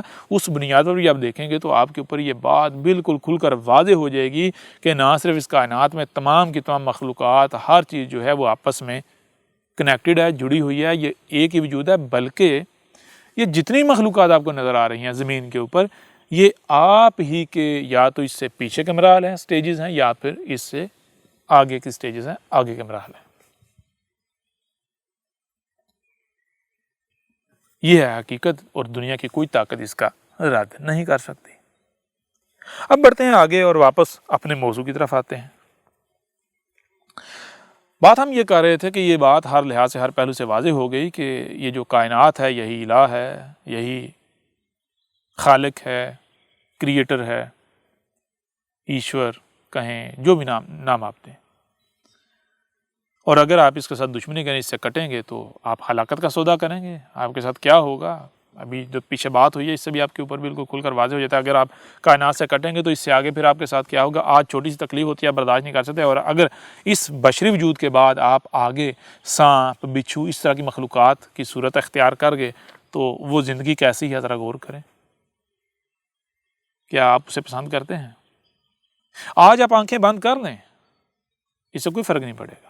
حقیقت اس سے نہیں بدلے گی. آپ کی آنکھیں بند کر لینے سے، آپ کے آباء و اجداد نے آپ کو کیا کہا ہے، جو آپ کے آباء و اجداد نے کیا ہے وہ ماننے سے، اور حقیقت سے آنکھیں بند کرنے سے، حقیقت سے آنکھیں چرانے سے حقیقت نہیں بدل جائے گی. اس آپ کی وفات کے بعد کائنات نے آپ کو آگے لے کر جانا ہے، تو آپ سے نہیں پوچھنا کہ میں نے تم سے کیا بنانا ہے.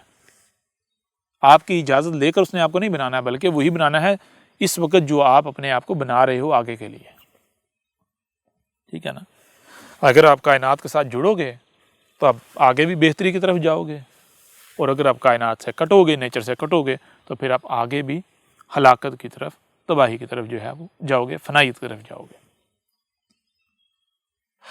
اب دیکھیں، ذرا غور کریں کہ اب سوال یہ پیدا ہوتا ہے کہ بھائی کائنات کے ساتھ جڑنا ہے، کائنات کے ساتھ جڑنا ہے تو کیسے جڑا جائے گا؟ تو اس کے لیے کوئی مشکل نہیں ہے، بہت آسان ہے. کیا آسان ہے؟ کتنا آسان ہے؟ غور کیجیے گا. آپ نے کائنات بننا ہے. آپ اپنے ہی وجود میں غور کریں تو آپ کا وجود کیا ہے؟ آپ کا وجود ہر لمحے نیا بن رہا ہے اور پرانا بکھر رہا ہے. آپ کا وجود، آپ کی باڈی، آپ کا جسم نیا بن رہا ہے ہر لمحے، اور پرانا جو ہے وہ بکھر رہا ہے. یعنی اگر آپ چاہیں تو آپ اپنے وجود کو سارے کا سارا نیا بنا سکتے ہیں، اس کو تبدیل کر سکتے ہیں اپنے وجود کو. اور وجود میں صرف یہ نہیں آتا جو ظاہر آپ کو نظر نہیں، بلکہ جو آپ بولتے ہیں، جو آپ سوچتے ہیں، جو آپ کے احساسات ہیں، جذبات ہیں، کیفیات ہیں، یہ سارے کا سارا یہ آپ کا وجود ہے. ٹھیک ہے نا؟ یہ کہاں سے وجود میں آ رہا ہے؟ یہ جو آپ کا رزق ہے. تو اگر آپ نے کائنات کے ساتھ جڑنا ہے، کائنات بننا ہے، تو پھر کائنات جو رزق فراہم کر رہی ہے، کائنات جو کریٹ کر رہی ہے، جس میں انسان کی مداخلت نہیں ہے، یعنی جس میں کسی دوسرے نے شراکت نہیں کی، حصہ نہیں ڈالا. شراکت کون کر رہا ہے؟ انسان. اور انسان کے آگے جو چیزیں، جو اشیاء، جو مخلوقات ٹولز بنی ہوئی ہیں، اس کی انسان کی جو ایکسٹینشنز بنی ہوئی ہیں، ایکسٹینشنز ہیں. تو وہ رزق، وہ شے جس کے پیچھے کائنات کھڑی ہے، یعنی کائنات جسے تخلیق کر رہی ہے، جو بذات خود کائنات ہے، اس کو اپنا رزق بنائیں. جب آپ اسے رزق بنائیں گے تو آپ کیا ہو رہا ہے؟ یعنی دیکھیں، کائنات آپ میں آ رہی ہے، اور جو پہلے سے جو شریک ہے وہ نکل رہا ہے، وہ بکھر رہا ہے. تو جس دن کرتے کرتے 100% آپ یعنی کائنات کا جو رزق ہے، نیچر کا جو رزق ہے، نیچر کو اپنا وجود بنا لیا تو آپ کیا بن گئے؟ آپ تو 100% تبدیل ہو گئے۔ آپ کیا بن گئے؟ آپ نیچر بن گئے، آپ کائنات بن گئے۔ جب آپ کائنات بن گئے تو پھر اس کے بعد آپ نے کیا کرنا ہے، کیوں کرنا ہے، کیسے کرنا ہے، آپ نے کہاں جانا ہے، کب اٹھنا بیٹھنا، ہر چیز آپ ان تمام تر فکروں سے آزاد ہو جائیں گے۔ آپ کی مثال بالکل اس پرزے کسی ہو جائے گی جو مشین کے اندر اپنے مقام پر فٹ ہوتا ہے اور ان تمام تر فکروں سے آزاد ہوتا ہے، اور اس نے کب، کہاں، کیا، کتنا کرنا ہے، مشین اسے خود چلاتی ہے، مشین اس کی رہنمائی کرتی ہے۔ ٹھیک ہے جی۔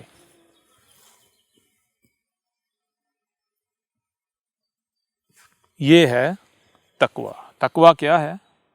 اپنے اندر کائنات کو لے کر آنا، یعنی اس وقت آپ شریک ہیں، کائنات سے کٹے ہوئے ہیں، کائنات سے الگ ہیں، کسی دوسری مخلوق کا دکھ آپ کو اپنا دکھ فیل نہیں ہوتا۔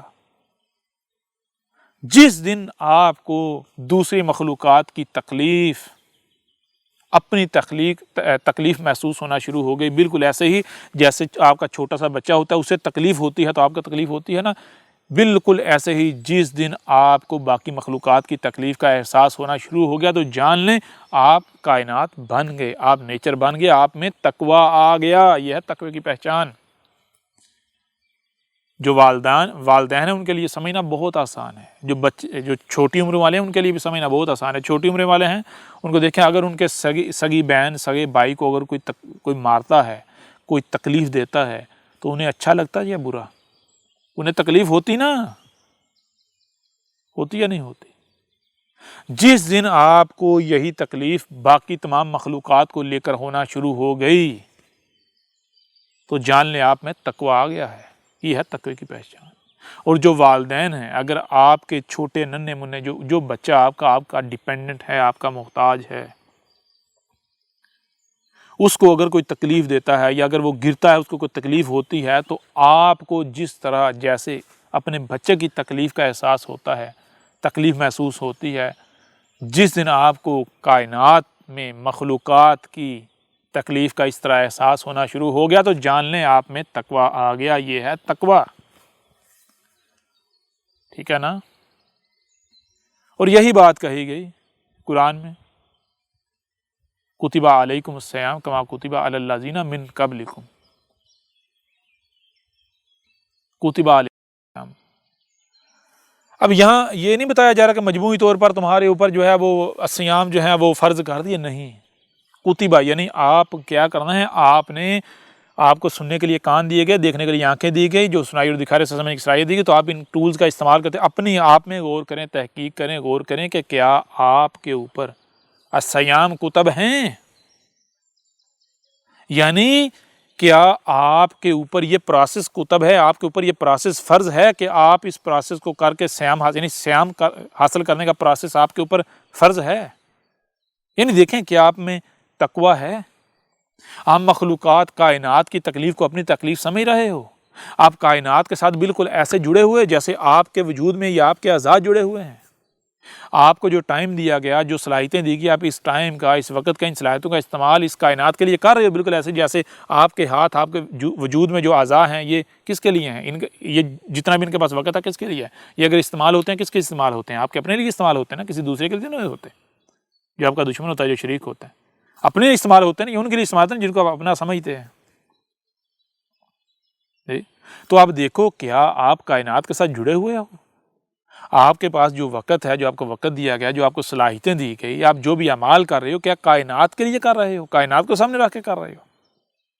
کائنات کی تکلیف، کائنات میں جتنی مخلوقات، ان مخلوقات کی تکلیف کو اپنی تکلیف سمجھتے ہو؟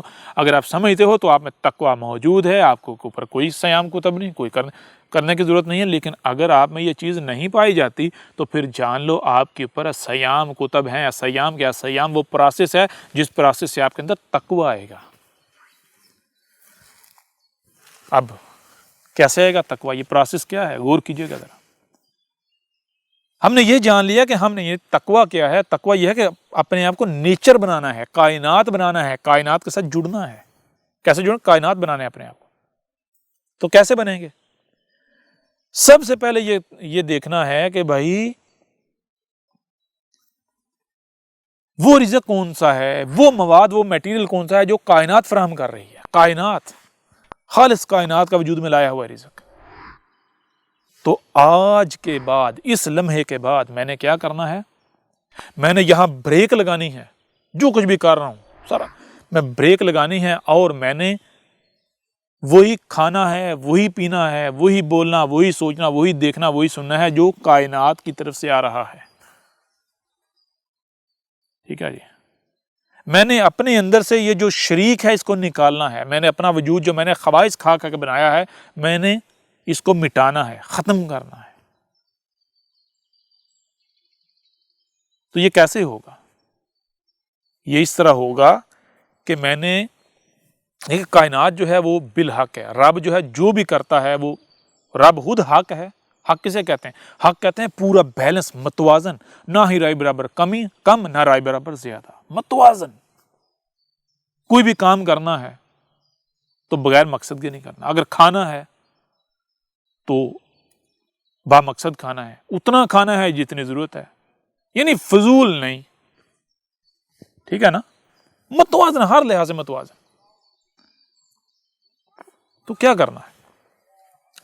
کرنا یہ ہے کہ آج کے بعد، اس لمحے کے بعد، میں وہی کھاؤں گا، وہی پیوں گا، وہی دیکھوں گا، وہی سنوں گا، اسی طرف جاؤں گا جو کائنات ہے، جو کائنات سے بلانگ کرتا ہے، جو کائنات سے آ رہا ہے، جس کے پیچھے کائنات ہے، ٹھیک ہے جی، جو کائنات کا حصہ ہے، وہی رزق، وہی سب، اور کتنا، جتنی میری ضرورت ہے، یہ پروسیس سٹارٹ کر دینا ہے۔ یعنی نہیں کھانا، نہیں کھانا، نہیں کھانا، نہیں کھانا۔ کب کھانا ہے؟ جب بغیر کھائے گزارا نہیں ہے۔ کتنا کھانا ہے؟ جتنی ضرورت ہے، اور وہ کھانا ہے جو کائنات فراہم کر رہی ہے، یعنی نیچر، قدرت فراہم کر رہی ہے، قدرتی۔ پینے کے لیے نہیں پینا، نہیں پینا، پیاسا رہنا، پیاسا رہنا، پیاسا پیاسا پیاسا۔ کب تک نہیں پینا؟ جب تک کہ آپ پیے بغیر چارہ نہیں ہے، گزارا نہیں ہے۔ پینا ہے، کتنا پینا ہے؟ جتنی ضرورت ہے، ضرورت سے زائد نہیں پینا۔ تو جب ایک مہینہ، یعنی تقریباً 27 دن، 21 سے لے کر 27 دن، یعنی یہ جو باڈی ہے اس کا معاملہ یہ ہے، آپ کا جو جسم ہے، یہ جو باڈی ہے اس کا معاملہ یہ ہے کہ یہ 21 سے لے کر 27 دن میں یہ تبدیل ہو جاتی ہے۔ جو آپ کھا رہے ہوتے ہیں اس سے بن جاتی ہے، یعنی یہ 21 سے 27 دن کے درمیان جو ہے یہ تبدیل ہو جاتی ہے۔ اب اگر آپ 21 سے 27 دن مسلسل تسلسل کے ساتھ اس پروسیس سے گزرتے ہیں، صرف اور صرف تب کھانا ہے جب کھانے کی ضرورت ہے، جب بغیر کھائے گزارا نہیں ہے، اور اتنا کھانا ہے جتنی ضرورت ہے، اور وہ کھانا ہے جو قدرت، نیچر، رب یعنی کائنات فراہم کر رہی ہے، ٹھیک ہے۔ جب آپ 21 سے 27 دن، تقریباً ایک مہینہ اس پروسیس سے گزریں گے، تو ایک مہینے بعد آپ میں کیا آ جائے گا؟ آپ جہاں کھڑے ہیں، شریک ہیں، یہاں سے آپ سفر کرتے کرتے، یعنی آپ آگے بڑھتے بڑھتے بڑھتے بڑھتے رب میں ضم ہو جائیں گے، آپ نیچر بن جائیں گے، قدرت بن جائیں گے، ٹھیک ہے جی۔ جب نیچر بن جائیں گے، رب بن جائیں گے، تو ذرا غور کیجیے گا۔ اسی کے حوالے سے، اسی بارے میں محمد نے کیا کہا تھا؟ محمد کا تو آپ بہت دم بھرتے ہیں نا۔ محمد نے کہا تھا جو الصیام کرتے ہیں، الصیام کرنے سے کیا ہوتا ہے؟ الصیام کرنے سے تقوی آتا ہے، جو متقی ہوتا ہے، تقوی والا، اس کا معاملہ کیا ہوتا ہے؟ اس کی آنکھیں اللہ کی آنکھیں ہوتی ہیں، اس کے ہاتھ اللہ کے ہاتھ ہوتے ہیں، وہ جو بھی وہ ان ہاتھوں سے کرتا ہے اللہ کے ہاتھ ہوتے ہیں، اللہ وہ کر رہا ہوتا ہے، ان آنکھوں سے اللہ دیکھ رہا ہوتا ہے، وہ اللہ کی آنکھیں ہوتی ہیں، وہ کان اللہ کے کان ہوتے ہیں، یعنی وہ پورے کا پورا وجود اللہ کا وجود، رب کا وجود ہوتا ہے۔ اس وجود کا ایک ایک عمل رب کا عمل ہوتا ہے، اور ایسا بندہ کیا ہوتا ہے؟ اس کو کہتے ہیں ولی اللہ، اولیاء اللہ۔ ولی کس سے؟ ولی ولا سے۔ ولا کسے کہتے ہیں؟ ولا کہتے ہیں معاونت کرنا، مدد کرنا، یعنی آپ کوئی کام کریں تو آپ کے کام میں آپ کی معاونت کی جائے۔ اولیاء اللہ، اولیاء اللہ کا مطلب کیا؟ اولیاء اللہ کا مطلب یہ ہے کہ اللہ کے کام میں، اللہ کے مقصد میں، اللہ کے مشن میں اس کی معاونت کرنے والے۔ اللہ کیا ہے؟ یہ کائنات، تو کائنات جو لوگ بھی کائنات کے مقصد میں، کائنات کے مشن میں اس کی معاونت کرتے ہیں وہ کہلاتے ہیں اولیاء اللہ۔ تو کائنات کی معاونت کار کون ہوں گے؟ اولیاء اللہ کون ہوں گے؟ ظاہر بات ہے وہی جو کائنات سے جڑے ہوئے ہیں، یعنی جو کائنات کو توڑیں گے نہیں، تباہی نہیں مچائیں گے، بلکہ کائنات کو جوڑیں گے، جو نیچر قائم کریں گے، جو نیچر کو تکلیف نہیں دیں گے بلکہ نیچر کو وجود میں لائیں گے، نیچر کے اوپر پہرا دیں گے، وہ ہیں اولیاء اللہ۔ لوگوں کو نیچر بدلنے سے روکیں گے، نیچر یعنی قدرت کو، کائنات کو تبدیل کرنے سے روکیں گے، ایسے ہیں اولیاء اللہ۔ اور محمد نے کیا کہا تھا یہ جو اولیاء اللہ ہیں جان لو ان کے ساتھ دشمنی اللہ کے ساتھ دشمنی ہے۔ اگر انہیں کوئی گالی بھی دیتا ہے، کوئی برا کہتا ہے تو اللہ جو ہے ایسے لوگوں کے خلاف اعلان جنگ کرتا ہے۔ کیوں بھائی ذرا غور کریں، جب آپ کو آپ سیام کریں گے، اس پروسیس سے گزریں گے تو آپ کیا نیچر بنے، نیچر کے کائنات رب اللہ گاڈ ایشور، جب آپ گاڈ ایشور آپ اس کا وجود بن گیا تو پھر اس کے ساتھ دشمنی کس کا دشمنی ہے؟ آپ اپنی مثال لینا، آپ کے ہاتھ ہیں، آپ کے ہاتھوں کے اوپر چھڑی ماری جائے، آپ کے ہاتھوں کو تکلیف دی جائے، کیا یہ ہاتھوں کی تکلیف ہے یا آپ کو تکلیف دی گئی؟ آپ برداشت کریں گے؟ ہاتھوں کے ساتھ دشمنی آپ کے ساتھ دشمنی، ٹانگوں کے ساتھ دشمنی آپ کے ساتھ دشمنی، بالکل اسی طرح۔ کیونکہ یہ آپ کا وجود ہے، آپ کے عضو ہیں، بالکل اس طرح جب آپ رب کے عضو بن جاتے ہیں، رب کے ساتھ جڑ جاتے ہیں تو پھر وہ اگر کوئی آپ کے ساتھ دشمنی کرتا ہے تو وہ دشمنی آپ کے ساتھ نہیں، رب آپ تو وجود مٹ چکا نا، میں تو ختم ہو چکی، وجود مٹ چکا، آپ کائنات ہو، نیچر ہو، رب ہو، تو پھر دشمنی رب کے ساتھ ہے، ٹھیک ہے نا؟ تو پھر رب کے ساتھ دشمنی کر کے کوئی بچ سکتا ہے؟ ٹھیک ہے نا؟ تو یہ ہے، اب ذرا غور کیجئے گا، میں آپ سے سوال کرتا ہوں، جب یہ ہے سیام، یہ ہے تقوی، تو میں آپ سے سوال کرتا ہوں کہ جنہیں آج تک سیام کہا جاتا رہا، جسے آج تک یعنی 21-27 دن، ایک مہینہ کہہ لیں، جس مہینے کو رمضان کہا جاتا رہا، کیا وہ رمضان ثابت ہوتا ہے؟ کیا وہ سیام ثابت ہوتے ہیں؟ جی بتائیں ذرا۔ اگر تو ثابت ہوتے ہیں تو احمد عیسیٰ کذاب، احمد عیسیٰ جھوٹا، اور ٹھیک ہے جی وہ کرتے رہیں، لیکن اگر وہ ثابت نہیں ہوتے اور پھر بھی انہیں کوئی سیام کہتا ہے، اسے کوئی رمضان کا نام دیتا ہے تو دیتا رہیں، ایسوں کے پاس کوئی دلیل نہیں ہے، ان کی کوئی بنیاد نہیں۔ یہ کون سے لوگ ہیں؟ یہ وہ لوگ ہیں جو اندھوں کی طرح اپنے آباء و اجداد کے پیچھے چل رہے ہیں، یہ ملت ابراہیم پر نہیں ہے، یہ اپنے آباء و اجداد کی ملت پر ہیں۔ پورا قرآن آپ اٹھا کر دیکھیں، پورے قرآن میں بار بار یہ بات کہی گئی، کیا کہی گئی؟ کہ جان لو تم نے ابراہیم کی ملت پر چلنا ہے، تمہارا ابا ابراہیم ہے، تمہارا ابا یہ نہیں، یہ جو تمہارے آباء و اجداد ہیں نہیں، تمہارے بڑے نہیں، تمہارا ابا کون ہے؟ ابراہیم، یعنی تم نے ابراہیم کی ملت پر قائم ہونا ہے، جو ابراہیم نے کیا تھا وہی کرنا ہے۔ تو کیا ابراہیم نے یہ کیا تھا؟ ابراہیم نے، مجھے بتائیں، ابراہیم نے ہدایت کے لیے کون سی کتابوں کا سہارا لیا؟ کن کے پیچھے چلا؟ کیا ابراہیم اپنے آباء و اجداد کے پیچھے چلا؟ کیا ابراہیم نے ہدایت کے لیے پہلے سے جو کتابیں موجود تھیں ان کتابوں کا سہارا لیا؟ کیا پہلے سے کتابیں موجود نہیں تھیں؟ موجود تھیں، جو لوگوں نے ہدایت کے نام پر سینوں سے لگائی ہوئی تھی، تو کیا ابراہیم نے ان کا سہارا لیا؟ اور اگر آپ ہدایت کے نام پر آباء و اجداد کی لکھی ہوئی، آباء و اجداد کی چھوڑی ہوئی کتابوں کا سہارا لیتے ہیں، اپنے آباء و اجداد کے پیچھے چلتے ہیں، تو آپ ابراہیم کی ملت پر ہیں یا اپنے آباء و اجداد کی ملت پر ہیں؟ ایک اور پہلو سے آپ کے سامنے رکھتے ہیں اسی بات کو، مثال کے طور پر، کیا وہ کون سا مسلمان ہے، وہ کون سا شخص ہے جو یہ نہیں مانتا کہ رسول جو ہے اس میں اسوۃ حسنہ نہیں ہوتا؟ کسی بھی ملاٹے سے جا کے، کسی مولوی سے پوچھ لیں، ملا سے، ملاٹے سے پوچھ لیں کہ کیا رسول جو ہے اس میں اسوۃ حسنہ ہے یا نہیں، تو کہے گا جی ہاں۔ تو اسوۃ حسنہ کا مطلب کیا ہے؟ عملی نمونہ۔ رسول کیوں بھیجا جاتا ہے؟ رسول کوئی بت نہیں ہوتا کہ جسے تم نے پوجنا ہے، نہیں، رسول تو رب بتاتا ہے کہ میں نے دیکھو تمہاری ہی طرح کا ایک بشر تمہارے سامنے اسی لیے لایا ہے کہ تاکہ تمہیں عملی طور پر کر کے دکھایا جائے کہ تم نے کیا کرنا ہے، کیسے تم دنیا میں آتے ہو، کیسے وہ حق پہچاننا ہے، یہ تمہیں میں کر کے دکھاتا ہوں، تم نے ایسا بننا ہے۔ کوئی ایک بھی رسول ایسا نہیں جس نے آ کر یہ کہا ہو کہ تم میرے جیسا نہیں بن سکتے، نہیں، ہر رسول نے یہ کہا کہ میں تمہارے لیے عملی نمونہ ہوں، تم نے میرے جیسا بننا ہے، میں تمہاری منزل ہوں، میں تمہارا مکان ہوں، تم نے میرے جیسا بننا ہے۔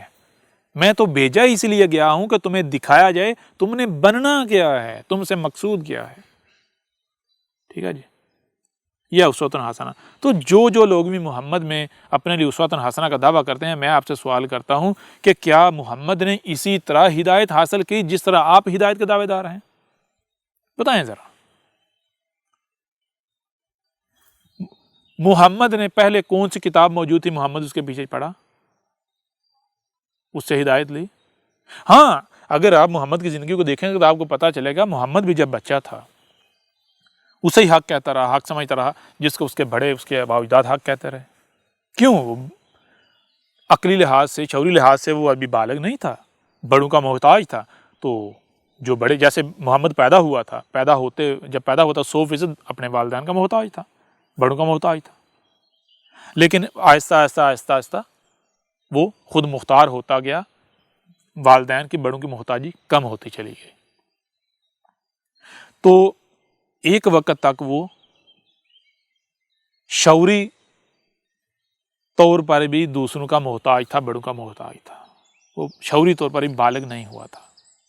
تو جب تک محمد دوسروں کا محتاج تھا تو محمد وہی کہتا، وہی کرتا جس کو بڑے کہتے، جس کو بڑے غلط کہتے اسے غلط کہتا، جس کو بڑے صحیح کہتے اسے صحیح کہتا۔ لیکن پھر ایک وقت آیا جب محمد باشعور ہو گیا، شعوری طور پر بالغ ہو گیا، عقلی طور پر بالغ ہو گیا، تو پھر محمد نے کیا کیا؟ پھر محمد نے خود سے غور و فکر کرنا شروع کر دیا۔ جب محمد نے خود سے غور و فکر کرنا شروع کیا تو کیا کیا؟ جس کو بڑے آباء و اجداد یعنی مختلف فرقے، جو گروہ موجود تھے، جو جسے حق کہہ رہا تھا، ان کو آزمانا شروع کر دیا۔ کبھی ان کی طرف رخ ہے، کبھی ان کی طرف رخ ہے، کبھی ان کی طرف رخ ہے، ہدایت کے لیے حق کے لیے، لیکن کہیں سے نہیں حق مل رہا، کہیں سے نہیں مل رہا۔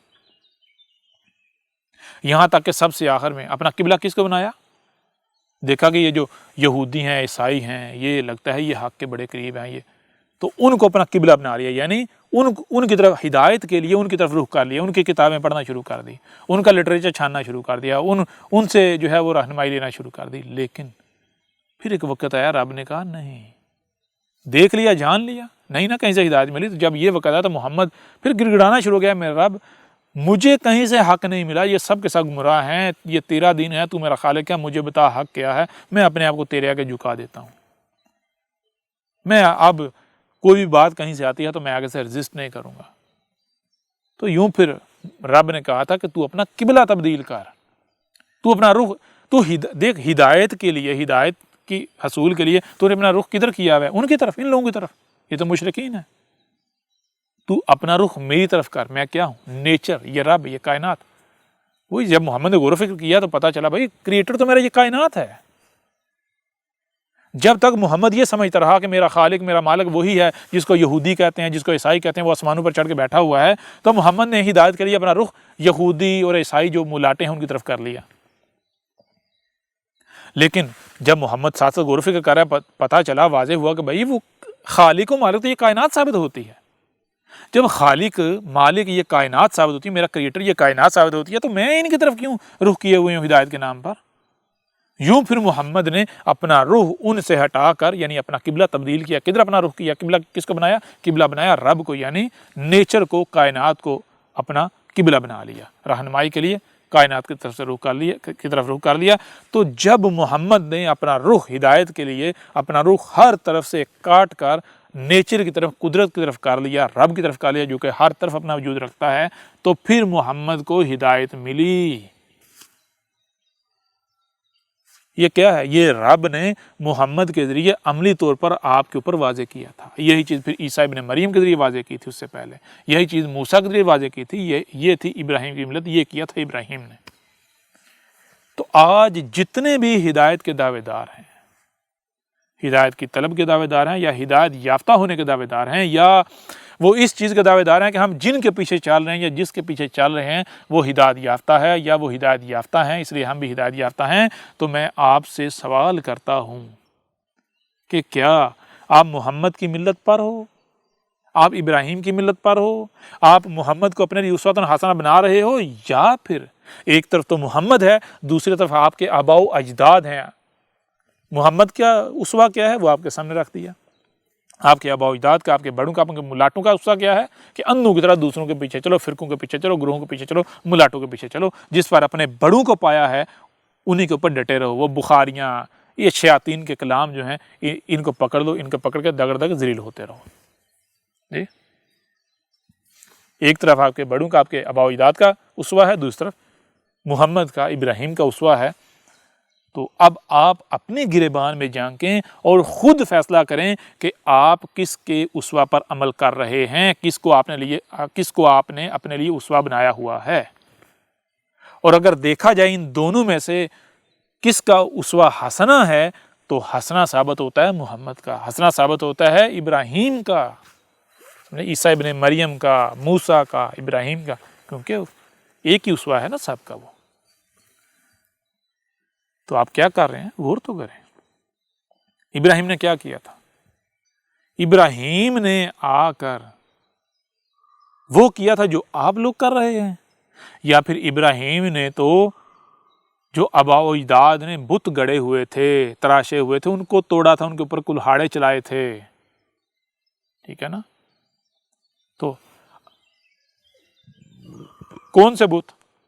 جو ابراہیم جب آیا تھا تو بڑوں نے نسل در نسل تراشے ہوئے تھے، جیسے اس وقت انہوں نے تراشے ہوئے تھے، بالکل آج آپ کے بڑوں نے بھی بت تراشے ہوئے ہیں۔ بخاری، مسلم، فلاں ڈنگا، روزے، حج، زکاتوں کے نام پر، ملاٹوں کے نام پر، طرح طرح کی کتابوں کے نام پر یہ جتنے بت تراشے ہوئے ہیں، کیا آج میں سے کسی کی بھی جرت ہوئی کہ ابراہیم بنوں اور ان سب پر کلہاڑا چلاؤں؟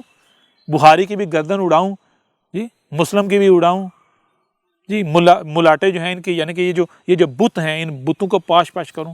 کسی کی جرت ہوئی؟ ان پر کلہاڑا چلانے کا مطلب یہ نہیں ہے کہ آپ جو ہے وہ کتاب نیچے رکھ کے اس کے اوپر کلہاڑیاں مارنا شروع کر دیں یا ملاٹوں کی گردن اتارنا شروع کر دیں، نہیں۔ ان کی طرف سے اپنا رخ کاٹ کر اپنے رب کی طرف رخ کرنا ہے، یہ ہے مطلب اس کا، ٹھیک ہے؟ کہ آپ یہ کر رہے ہیں، آپ نے یہ کیا، یا پھر آپ تو بت پرست ہیں، جو بت گڑے ہوئے ہیں آپ کے آباء و اجداد نے، ان کے اوپر الٹا کے پہرا دے رہے ہیں، اور جو توڑنے آتے ہیں آپ ان کے ساتھ دشمنی کرتے ہیں، بالکل اس طرح جس طرح رسولوں کے ساتھ دشمنی کی گئی، جس طرح ابراہیم کے ساتھ دشمنی کی، ذرا غور تو کریں۔ اس پہلو سے بھی اگر آپ دیکھیں تو آپ کے اوپر بالکل کھل کر واضح ہو جائے گا کہ الصیام وہ نہیں ہے جنہیں آپ کے آباء و اجداد الصیام کہہ رہے ہیں، بلکہ جن کو آپ کے آباء و اجداد الصیام کہہ رہے ہیں یہ تو بت ہے، یہ تو ایک بہت بڑا بت ہے جسے توڑنا تھا، جسے پاش کرنا تھا، لیکن آپ نسل در نسل صدیوں سے سینوں سے لگائے ہوئے ہیں، آپ پہرا دے کر بیٹھے ہوئے ہیں۔ اس بت کو توڑنا تھا۔ یہ جو موجودہ رمضان ہے، یہ جو روزے ہیں، یہ کیا ہے؟ یہ بت ہے، یہ سیام نہیں ہے، نہ یہ رمضان ہے نہ یہ سیام ہے، یہ بت ہیں جو آپ نے گڑے ہوئے ہیں، تراشے ہوئے ہیں، جو آپ کو آپ کے آباء و اجداد نے دیے ہیں، ٹھیک ہے نا؟ یہ ہے الصیام، یہ ہے۔ تو کوئی بھی کسی کو بھی الصیام کا نام دے، اگر تو وہ عمل وہ فیل کرنے سے، اس پروسیس سے گزرنے سے تقویٰ آتا ہے، اور تقویٰ کیا ہے آپ کو بتا دیا کہ کائنات میں جتنی مخلوقات ہیں، جو کائنات ہے، کائنات نیچر، ان کا دکھ آپ کو اپنا دکھ محسوس ہوتا ہے، ان کی تکلیف آپ کو اپنی تکلیف محسوس ہوتی ہے۔ کوئی بھی عمل کرنے سے پہلے آپ یہ دیکھتے ہیں، یہ سوچتے ہیں کہ میرے اس فعل سے، میرے اس عمل سے کسی مخلوق کو تکلیف تو نہیں ہونے جا رہی، یہ سوچتے ہیں؟ یا پھر آپ صرف اپنا سوچتے ہیں، آپ صرف اپنے لیے جیتے ہیں، آپ جو بھی کرتے ہیں اپنے لیے کرتے ہیں؟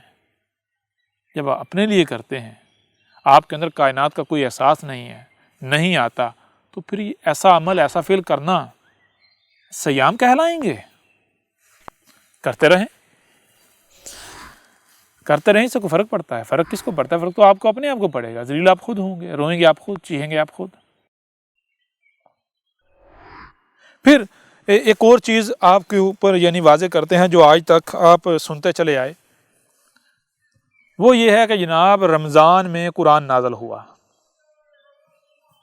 یہ بھی جو عقیدہ نظریہ ہے بالکل بے بنیاد، فضول عقیدہ و نظریہ ہے، خرافات پر مبنی ہے۔ یہ بھی ایک بت ہے جو آپ کے آباء و اجداد نے تراشا اور آپ نے اسے سینے سے لگا لیا اور اسے پوجنا شروع کر دیا۔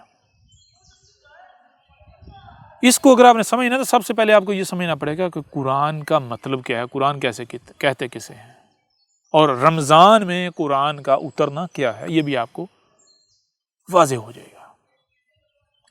قرآن قرا سے ہے۔ قرا کسے کہتے ہیں؟ قرا کہتے ہیں جو بھی آپ کو سنائی دیتا ہے، جو دکھائی دیتا ہے، اسے سمجھنا۔ یعنی کہ مثال کے طور پر آپ کے سامنے کوئی شے ہے تو آپ بتا دیں کہ یہ کیا ہے، اسے کہتے ہیں قرا۔ بتا دینا کہ یہ کیا ہے، بول پڑنا کہ یہ کیا ہے، ٹھیک ہے نا؟ جیسے آپ کے سامنے کاغذ کے اوپر کچھ لکھا ہوا تو آپ بولنا شروع کرتے ہیں یہ کیا ہے؟ قرا۔ قرا کا مطلب قرا کا مطلب یہ ہے کہ جو آپ کے سامنے ہے آپ اسے پڑھ لیں۔ پڑھنے کا مطلب یہ نہیں ہے کہ یہ جو لکھا ہوا ہے کر رہے ہوتے ہیں، نہیں، پڑھنے کا مطلب ہوتا ہے کہ جو آپ کو دکھائی دے رہا ہے، جو سنائی دے رہا ہے، وہ کیا ہے، وہ آپ اگلنا شروع کر دیں، وہ بتانا شروع کر دیں، اسے کہتے ہیں قرآن، ٹھیک ہے؟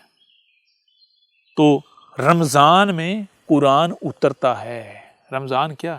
یہ رمضان کہتے ہیں 21 سے 27 دن کا یہ سیام کا پروسیس، یہ سال میں کوئی ایک خاص مہینہ نہیں ہوتا۔ یہ جب بھی آپ غور کریں، جب آپ کے اوپر، یعنی جب آپ غور کریں، آپ کے اوپر یہ واضح ہو جائے کہ مجھے تقویٰ درکار ہے، میں متقی نہیں ہوں، تو پھر آپ نے کیا کرنا ہے؟ 1 مہینہ سیام کرنے ہیں، رمضان، ٹھیک ہے جی؟ رمضان کا معنی کیا ہے؟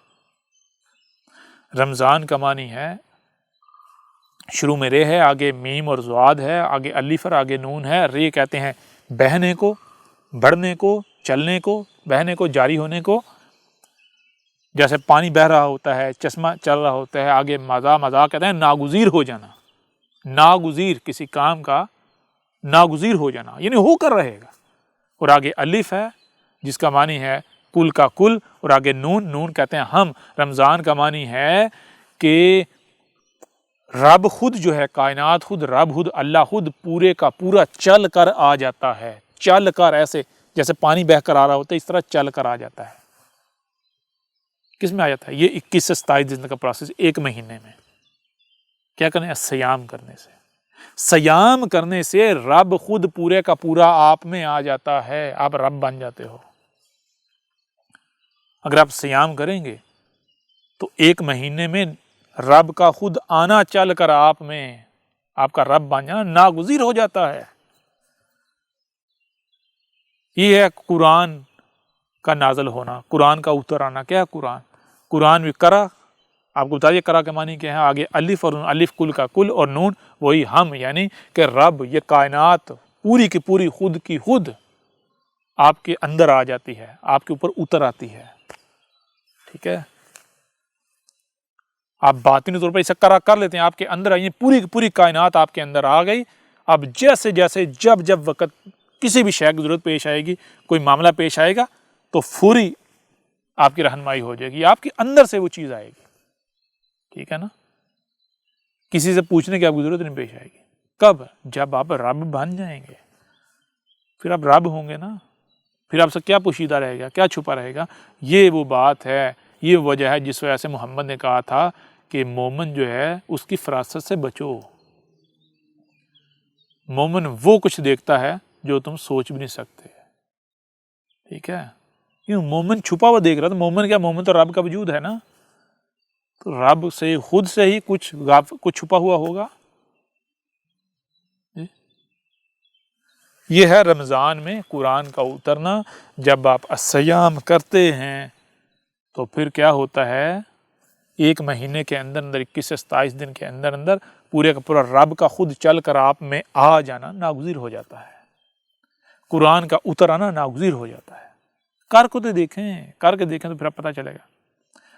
اس کے بعد جب یعنی تقویٰ آتا ہے، جب بندہ رب بن جاتا ہے، تو پھر اس کا ایک ایک عمل رب کا عمل، اس کا ایک ایک قول، ایک ایک فعل رب کا قول، رب کا فعل، اور ایسے شخص کے ساتھ، ایسے بشر کے ساتھ دشمنی، رب کے ساتھ دشمنی۔ بظاہر تو وہ ایک 5-6 فٹ کا ایک بشر نظر آ رہا ہوگا، لیکن اگر کوئی ظاہر کو دیکھے گا تو وہ دھوکے کا شکار ہو جائے گا۔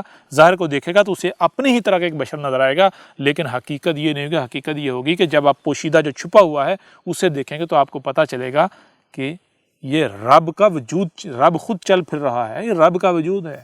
اگر اس کے ساتھ دشمنی کی جائے گی تو وہ دشمنی رب کے ساتھ ہے، ٹھیک ہے نا؟ یہ ہے سیام، یہ ہے رمضان، یہ ہے قرآن، یہ ہے قرآن کا اترنا۔ اب اگر کوئی یہ کہتا ہے کہ نہیں جی احمد عیسیٰ تو کذاب ہے، ہم سچے ہیں، تو بھائی کوئی بحث کرنے کی ضرورت نہیں، کوئی ٹینشن لینے کی ضرورت نہیں، کوئی پریشان ہونے کی ضرورت نہیں. آپ جسے رمضان کہتے اسے آپ رمضان ثابت کر دیں، جنہیں آپ سیام کہتے انہیں سیام ثابت کر دیں، جسے آپ تقویٰ کہتے اسے تقویٰ ثابت کر دیں. ٹھیک ہے نا؟ تو اب آخر پر ایک اور بات آپ کے سامنے رکھتے ہیں. یہ تمام تر تفصیلات جو ہیں یہ الکتاب میں موجود ہیں. آپ الکتاب کو ڈاؤن لوڈ کریں، اسے حاصل کریں، اسے پڑھیں. اس میں بھی آپ کو تفصیل کے ساتھ اور بہت سارے پہلوں سے بھی الصیام کے اوپر، رمضان کے اوپر جو ہے وہ تفصیلات مل جائیں گی، رہنمائی مل جائے گی. اور الکتاب میں ہونے کے باوجود ہم نے اس کو اس صورت میں بھی جو ہے وہ ویڈیو صورت میں بھی آپ کے سامنے رکھ دیا. اس لیے رکھ دیا کہ جو واقعتاً ہدایت کے طلبگار ہیں وہ یہ نہ کہیں کہ ہمارے رب نے ہماری رہنمائی اس طرح نہیں کی جس طرح ہم چاہتے تھے ہمیں رہنمائی مل سکتی تھی، یعنی کہ ہر لحاظ سے حجت ہو جائے. اب اس حوالے سے یا اس کے علاوہ کسی بھی حوالے سے کسی بھی معاملے میں آپ کو رہنمائی درکار ہو، کوئی آپ کا سوال ہو، تو بلا جھجک آپ جو ہے وہ رابطہ کر سکتے ہیں. ای میل جو ہے وہ آپ کو نیچے سکرین میں بار بار جو ہے وہ نظر آ رہی ہے، ای میل وغیرہ رابطے کے جو ذرائع ہیں وہ آپ کو نظر آ رہے ہیں، تو آپ ان ذرائع کے ذریعے رابطہ کر سکتے ہیں، اپنے سوالات کر سکتے ہیں. اس کے علاوہ بہت سارے ہمارے بہنیں ہیں، ہمارے بھائی ہیں جو یہ کہتے ہیں کہ یوٹیوب کے اوپر یا فیس بک وغیرہ کے اوپر لائیو آیا جائے اور لائیو سوالات لیے جائیں اور ان کے جوابات دیے جائیں. تو میرے پیارے بھائیوں، میری پیاری بہنوں، بات یہ ہے کہ لائیو آنے میں ہمیں کوئی مسئلہ نہیں ہے، ہمیں کوئی پریشانی نہیں ہے، لیکن اس کا فائدہ نہیں ہے. یہ آپ کی خواہشات ہو سکتی ہیں، حق نہیں ہو سکتا. حق یہ اس وجہ سے نہیں ہو سکتا، مثال کے طور پر ایک شخص جو ہے جس نے ابھی اسکول میں داخلہ ہی نہیں لیا، وہ اگر آ کر سوال کرتا ہے براہ راست میٹرک کا، ایف اے کا، بی اے کا، ایم اے کا، تو مجھے یہ بتائیں اس کو کیسے جواب دیا جا سکتا ہے؟ اب دو ہی صورتیں ہیں، یا تو لوگوں کی تہمت و ملامتوں کی پرواہ کرتے ہوئے کہ اس کے پاس جواب نہیں ہے، جواب دینا شروع کر دیا جائے، یا پھر آپ جو ہے وہ حکمہ کا استعمال کریں، حکمہ کے ساتھ اس کو جواب دیجیے. حکمہ کے ساتھ جواب دیا جائے گا تو وہ جواب کتنا، اس کو پھر کیا کہ اس کو سب سے پہلے کہا جائے گا کہ بھائی اسکول میں داخلہ لے، پھر اس کو پہلی کلاس، دوسری، تیسری، چوتھی، پانچویں، چھٹی، ساتویں، آٹھویں، نویں کلاس، یہ ساری کلاسیں گزارنا پڑیں گی، پھر جا کے اس مقام پر آئے گا جو اس نے سوال کیا اسے اس کا جواب سمجھنے کا جو ہے وہ اہلیت اس کے پاس آئے گی، پھر جا کے اس کو جواب دیا جائے گا. تو یہ تو بہت لمبا پروسیس ہے. تو یہ مجھے یہ بتائیں کہ کیا کسی یعنی کہ آن لائن آئے، کیا یہ پروسیس 1 گھنٹے میں، 2 گھنٹے میں، 4 گھنٹے میں، 10 گھنٹے میں پورا ہو سکتا ہے؟ سوال ہی پیدا نہیں ہوتا. ہاں البتہ اگر کسی نے ساری دعوت سن لی ہے، الکتاب پڑھ لی ہے، ڈاکومنٹری دیکھ لی ہے، ویڈیوز دیکھ لی ہیں، اس کے باوجود اگر اس کا کوئی سوال ہے تو بلا شک و شبہ اس کے اس سوال کا جواب دیا جائے گا.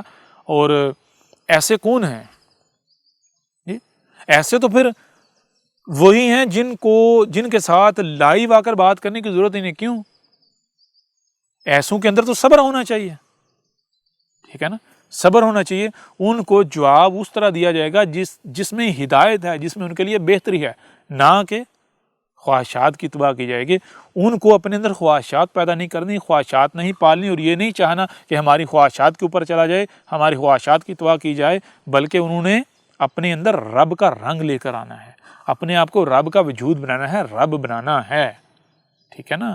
اپنے آپ کو الصبور بنانا ہے، الشکور بنانا ہے، العلیم بنانا ہے، العزیز بنانا ہے، الحکیم بنانا ہے. یہ بنانا ہے، نہ کہ شریک بننا ہے، خواہشات کی اتباع کرنی ہے، شیطان بننا ہے. ٹھیک ہے نا؟ تو ایسی باتیں وہ لوگ کرتے ہیں جن کو ہدایت سے قطعاً کوئی غرض نہیں، جو جاہل ہیں، خرافات میں ڈوبے ہوئے ہیں، ان کو وقت گزاری چاہیے.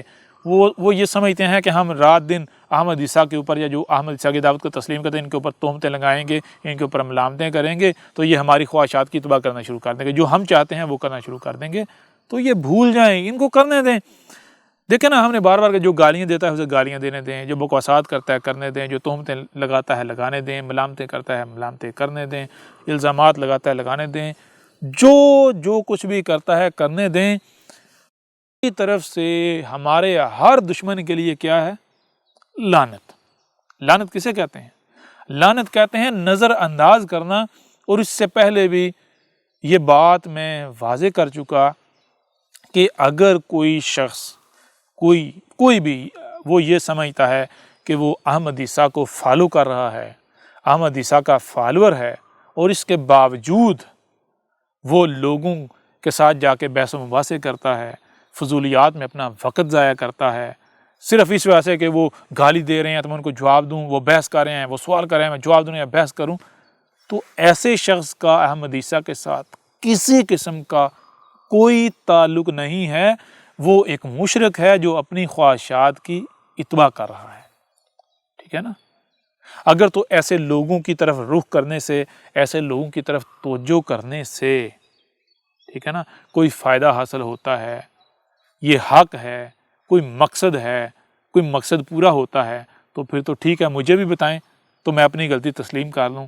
ٹھیک ہے نا؟ لیکن یہ جب فضول ہے، آپ بھی جانتے ہیں فضول ہے، جہالت ہے، تو پھر کیا رب بغیر حق، بے مقصد، بغیر کسی مقصد کوئی کام کرتا ہے؟ تو ایسا اگر آپ کریں گے آپ رب کا وجود ثابت ہو سکتے ہیں، آپ کا عمل رب کا عمل ثابت ہوگا، آپ تو رب کے شریک ثابت ہو جائیں گے. لہٰذا کسی کو بھی اجازت نہیں ہے، کسی کو بھی اجازت. ہاں ایک چیز ہے، کوئی بھی شخص جو یہ کہتا ہے کہ میں احمد عیسیٰ کی دعوت کو تسلیم کرتا ہوں، احمد عیسیٰ کو رب کا بھیجا ہوا دل و جان سے تسلیم کرتا ہوں، تو اس کو قطعاً یہ اجازت نہیں ہے کہ وہ اپنی طرف سے کچھ بھی لکھے، کوئی آرٹیکل، کوئی مضامین، کوئی آیات کی تفسیریں، وضاحتیں، کچھ بھی اپنی طرف سے وہ لکھ کر تو وہ یعنی کہ میں لوگوں کی رہنمائی کر رہا ہوں، یہ دعوت پھیلا رہا ہوں، بیچ میں احمد عیسیٰ کے بے شک وہ ویڈیو شیئر کرے، آرٹیکل جو کچھ بھی کرے، بیچ میں تڑکا لگائے، وہ یہ قطعاً اس چیز کی اجازت نہیں ہے. اور ایسا کرنے والے کا احمد عیسیٰ کے ساتھ کوئی تعلق نہیں ہے، بالکل کوئی تعلق نہیں ہے. احمد عیسیٰ کے نزدیک، احمد عیسیٰ کی نظروں میں وہ ایک مشرک ہے، مشرک. ٹھیک ہے نا؟ ہاں البتہ یہ ہے کہ جو بھی احمد عیسیٰ کو تسلیم کرتا ہے، احمد عیسیٰ کی دعوت کو تسلیم کرتا ہے، صرف اس چیز کی اجازت ہے کہ آپ احمد عیسیٰ کی جو دعوت ہے، ڈاکومنٹری ہے، الکتاب ہے، ویڈیوز ہیں، ان کو آپ آگے پھیلا سکتے ہیں، ان کو آپ آگے پہنچا سکتے ہیں، لیکن اپنی طرف سے اگر آپ کچھ لکھتے ہیں، کچھ کرتے ہیں احمد عیسیٰ کے نام پر کہ ہم احمد عیسیٰ کے فالور ہیں، لوگوں کے کمنٹس میں جاتے ہیں، جا کے بحث و مباحثے کرتے ہیں، فضولیات کرتے ہیں، تو اس کی قطعاً کوئی اجازت نہیں ہے. ایسے شخص کا احمد عیسیٰ کے ساتھ قطعاً کوئی تعلق نہیں ہوگا اگر کوئی ایسا کرتا ہے تو. یہ پہلے بھی بتایا تھا اور آج پھر بتایا جا رہا ہے. ٹھیک ہے نا؟ آج پھر اس لیے بتایا جا رہا ہے کہ اگر کسی کے دل میں یہ خوش فہمی موجود ہے کہ وہ ادھر سے اپنی خرافات بھی جاڑتا رہتا ہے، ساتھ میں احمد عیسیٰ کی دعوت کے بھی تڑکے لگا لیتا ہے، تو وہ بہت بڑا مومن ہے، وہ احمد عیسیٰ کا بڑا وہ حمایتی ہے، احمد عیسیٰ کی فیور کر رہا ہے، احمد عیسیٰ کی دعوت پھیلا رہا ہے، تو جان لے احمد عیسیٰ فقیر نہیں ہے، محتاج نہیں ہے کہ جو اس کے سامنے یا لوگوں کے سامنے ہاتھ پھیلاتا پھرے کہ یہ کرو یہ کرو. نہیں، جو احمد عیسیٰ کو تسلیم کرتا ہے، یعنی جو رب کا وجود ہے، جس نے اپنی معمار دی، جو رب کا وجود ہے، رب کا وجود، تو وہ کیا ہے؟ رب خود. تو رب خود پھر اپنا کام کرے گا. ٹھیک ہے نا؟ جو شریک ہے وہ قطعاً کچھ بھی ہمارے لیے نہ کرے. کیوں؟ ہم محتاج نہیں ہیں، ہمیں اس کے کسی عمل کی، کسی مدد کی، کسی معاونت کی کوئی ضرورت نہیں ہے. ٹھیک ہے نا؟ اور اس کے علاوہ دیکھیں ایک چھوٹی سی بات میں آپ کے سامنے رکھتا ہوں. جب آپ کو سننے کے لیے کان، دیکھنے کے لیے آنکھیں، جو سنائی اور دکھائی دیتا ہے اسے سمجھنے کی صلاحیت بھی دی گئی، تو ذرا غور کریں کتنے وجود ثابت ہوتے ہیں. کیا اس کائنات کے علاوہ، آپ کے خالق کریٹر کے علاوہ کوئی دوسرا وجود ثابت ہوتا ہے؟ نہیں. ہاں دوسرا وجود نظر آتا ہے. کون سا؟ جس نے اپنے آپ کو رب سے الگ کر لیا، یعنی جو شریک بن گیا، جو شریک بن گیا. اب اس کائنات میں اگر کچھ بھی ہوتا ہے، اگر کوئی بولتا ہے، کوئی بات کرتا ہے، کوئی عمل کرتا ہے، کوئی فعل کرتا ہے، تو یا تو وہ رب کا عمل ہوگا، رب کا فعل ہوگا، رب کا قول ہوگا، یا پھر شریک کا عمل ہوگا، شریک کا قول، شریک کا فعل ہوگا. ٹھیک ہے. تو آپ کوئی بھی عمل کرتے ہیں، کچھ بھی کرتے ہیں، دو ہی صورتیں ہیں، یا تو رب کا عمل ہے، رب کا فعل ہے، یا پھر شریک کا عمل، شریک کا فعل. تو کچھ بھی کرنے سے پہلے یہ دیکھیں کہ کیا آپ رب کا وجود ہیں. کوئی بھی عمل کرنے سے پہلے، ٹھیک ہے نا، یہ جان لیں، یہ دیکھ لیں. اگر آپ یہ نہیں دیکھتے تو لامحالہ آپ شریک ہیں، آپ رب کے ساتھ دشمنی کر رہے ہیں، خواہ آپ اپنی آنکھوں میں، اپنی نظروں میں کتنے ہی بڑے مومن، متقی اور کیا کہنا بنے پھر رہے ہوں. ٹھیک ہے نا. اور رب کا عمل کون سا ہے؟ رب العلیم الحکیم ہے. رب کوئی بھی عمل کرتا ہے تو مکمل علم و حکمہ کے ساتھ کرتا ہے، رب بغیر علم و حکمہ کے ساتھ نہیں کرتا. ٹھیک ہے نا. یعنی مثال کے طور پر اگر کوئی ملاٹا ہے، وہ لوگوں کی رہنمائی کا دعوے دار بنا ہوا ہے اور وہ کہتا ہے جی میرا علم کامل نہیں ہے، میرا علم مکمل نہیں ہے، تو وہ کیا، وہ تو خود اپنی زبان سے یہ اعلان کر رہا ہے میں رب کا شریک ہوں، میں رب نہیں ہوں، میں رب کا شریک ہوں. ٹھیک ہے نا. کبھی آپ نے اس لفظ پر غور کیا، رب کا شریک؟ شریک کسے؟ شریک تو کہتے ہیں دوسرے وجود کو. جی. تو جو بندہ بھی کہتا ہے میں رب نہیں ہوں، میں رب کا لایا ہوا نہیں ہوں، میں رب کا بھیجا ہوا نہیں ہوں، میں رب کا وجود نہیں ہوں، تو وہ تو اپنی زبان سے یہ اعلان کر رہا ہے میں شریک ہوں، میں شریک ہوں، میں شریک ہوں، میں شریک ہوں. آپ کو سمجھ نہیں آ رہی؟ جو بندہ خود تسلیم کر رہا ہے میرے پاس مکمل علم نہیں ہے، وہ تو اعلان کر رہا ہے میں شریک ہوں، اور ایسوں کے پیچھے چلنا یا ایسا کرنا تو یہ آپ نے نہیں کرنا. کوئی بھی عمل کرنا ہے تو پہلے اس کے لیے مکمل علم و حکمہ لازم ہے. کوئی بھی عمل کرنے سے پہلے اس کو مکمل جانیں. جب تک آپ مطمئن نہیں ہو جاتے تب تک عمل نہیں کریں. ٹھیک ہے نا. اور اگر کوئی کچھ ہو گیا ہے اس سے پیچھے تو اس سے سیکھیں، اس کی اصلاح کریں. ٹھیک ہے نا. اگر کوئی بغیر علم و حکمہ کے، نامکمل علم و حکمہ کے پیچھے کچھ کر بیٹھے ہیں تو اس کو ایز اے ایکسپیرینس لیں، اس کو بطور تجربہ لیں، اس سے سیکھیں، اس کی اصلاح کریں، نہ کہ مزید دگڑ اسی طرح آگے بڑھیں. یہ ایک چھوٹی سی نصیحت بھی تھی. اس کے علاوہ جو ہے آپ جو بھی پھر سوالات بھیجیں گے، جو کہیں گے، جن موضوعات پر کہیں گے، اور ان پر جو ہے وہ بات کی جائے گی. لیکن اس کے علاوہ ایک بار پھر جو ہے میں آپ کے اوپر واضح کر دوں کہ الکتاب کو لازم پڑھیں. ایک بار، دو بار، تین بار، چار بار، جتنی بار پڑھیں گے ہر بار آپ کو کچھ نہ کچھ نیا جو ہے آپ کو ملے گا، مزید جو ہے وہ نکھر کا بات آپ کے سامنے آئے گی.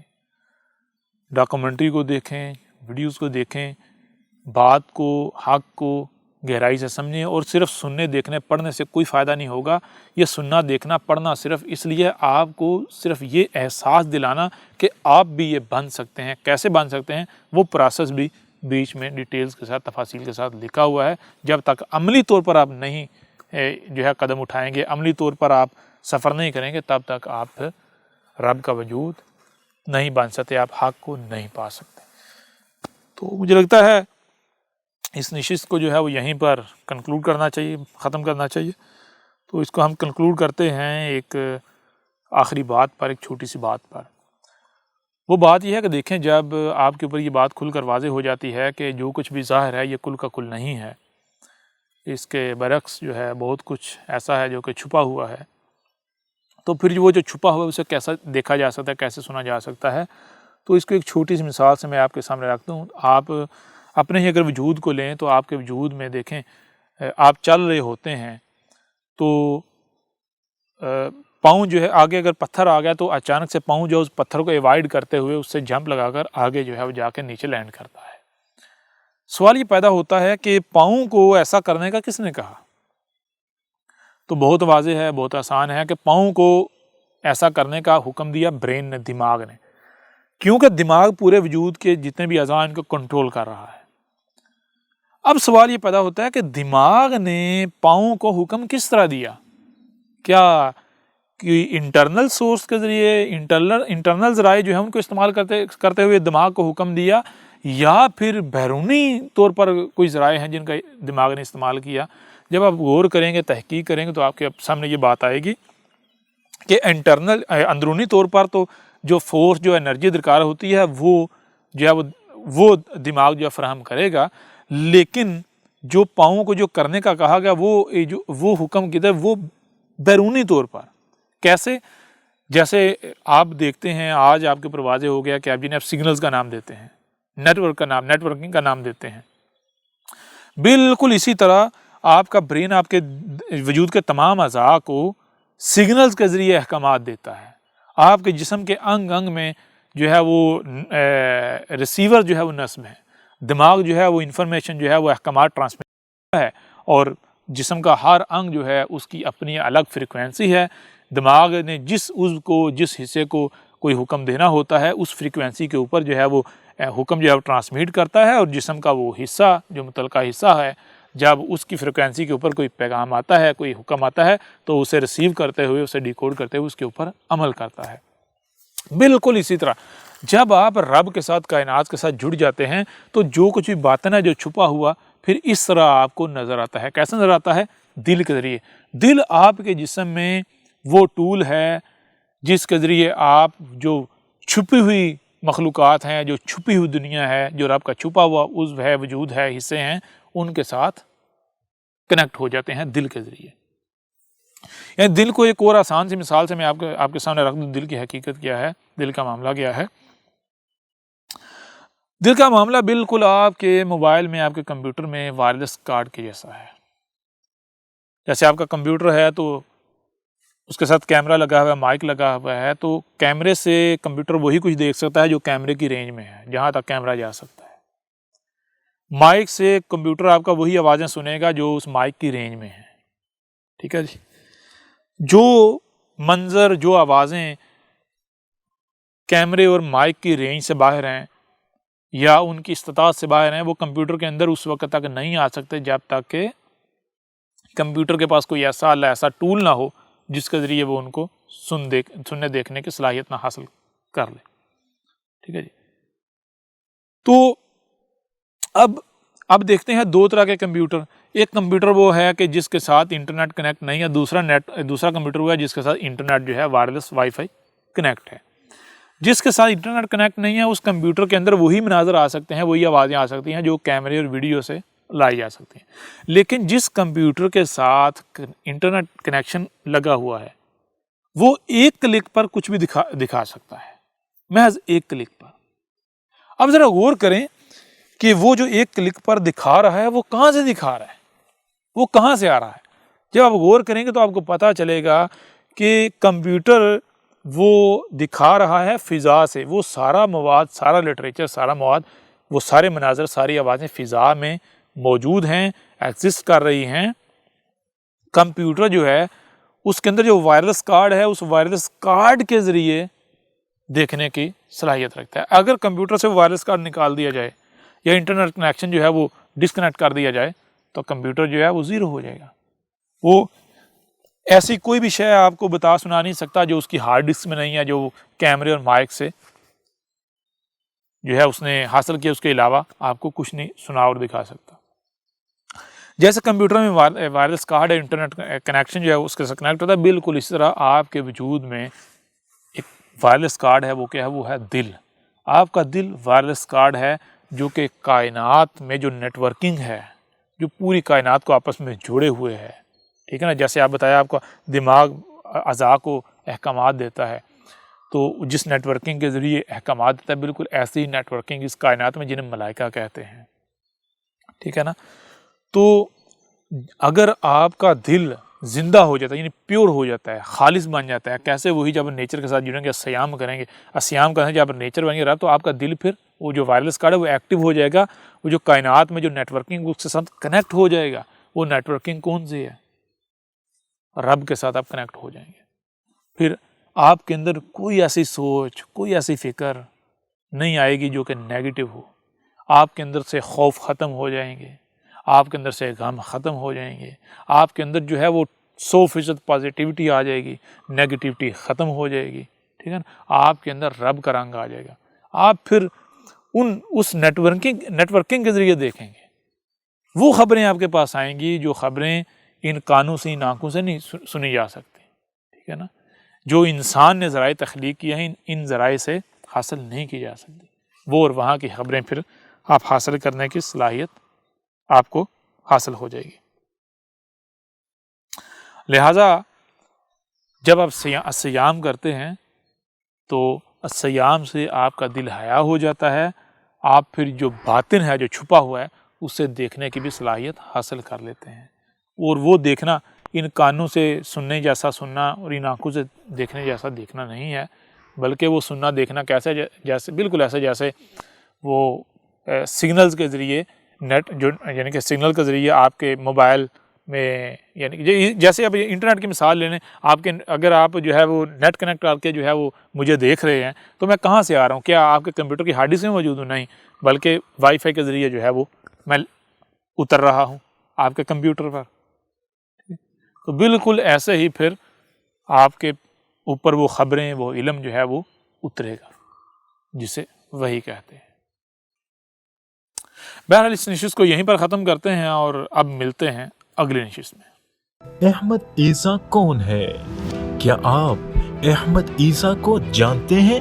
احمد عیسیٰ وہ ہے جس نے ان باتوں پر سے پردہ اٹھایا ہے جس پر آج ہر کوئی اختلاف کر رہا ہے۔ حق اور باطل کی پہچان اب انتہائی آسان۔ آج ہی الکتاب کو ڈاؤن لوڈ کریں۔ مزید ویڈیوز کے لیے احمد عیسیٰ کے یوٹیوب چینل کو وزٹ کریں اور چینل کو سبسکرائب کرنا مت بھولیے گا۔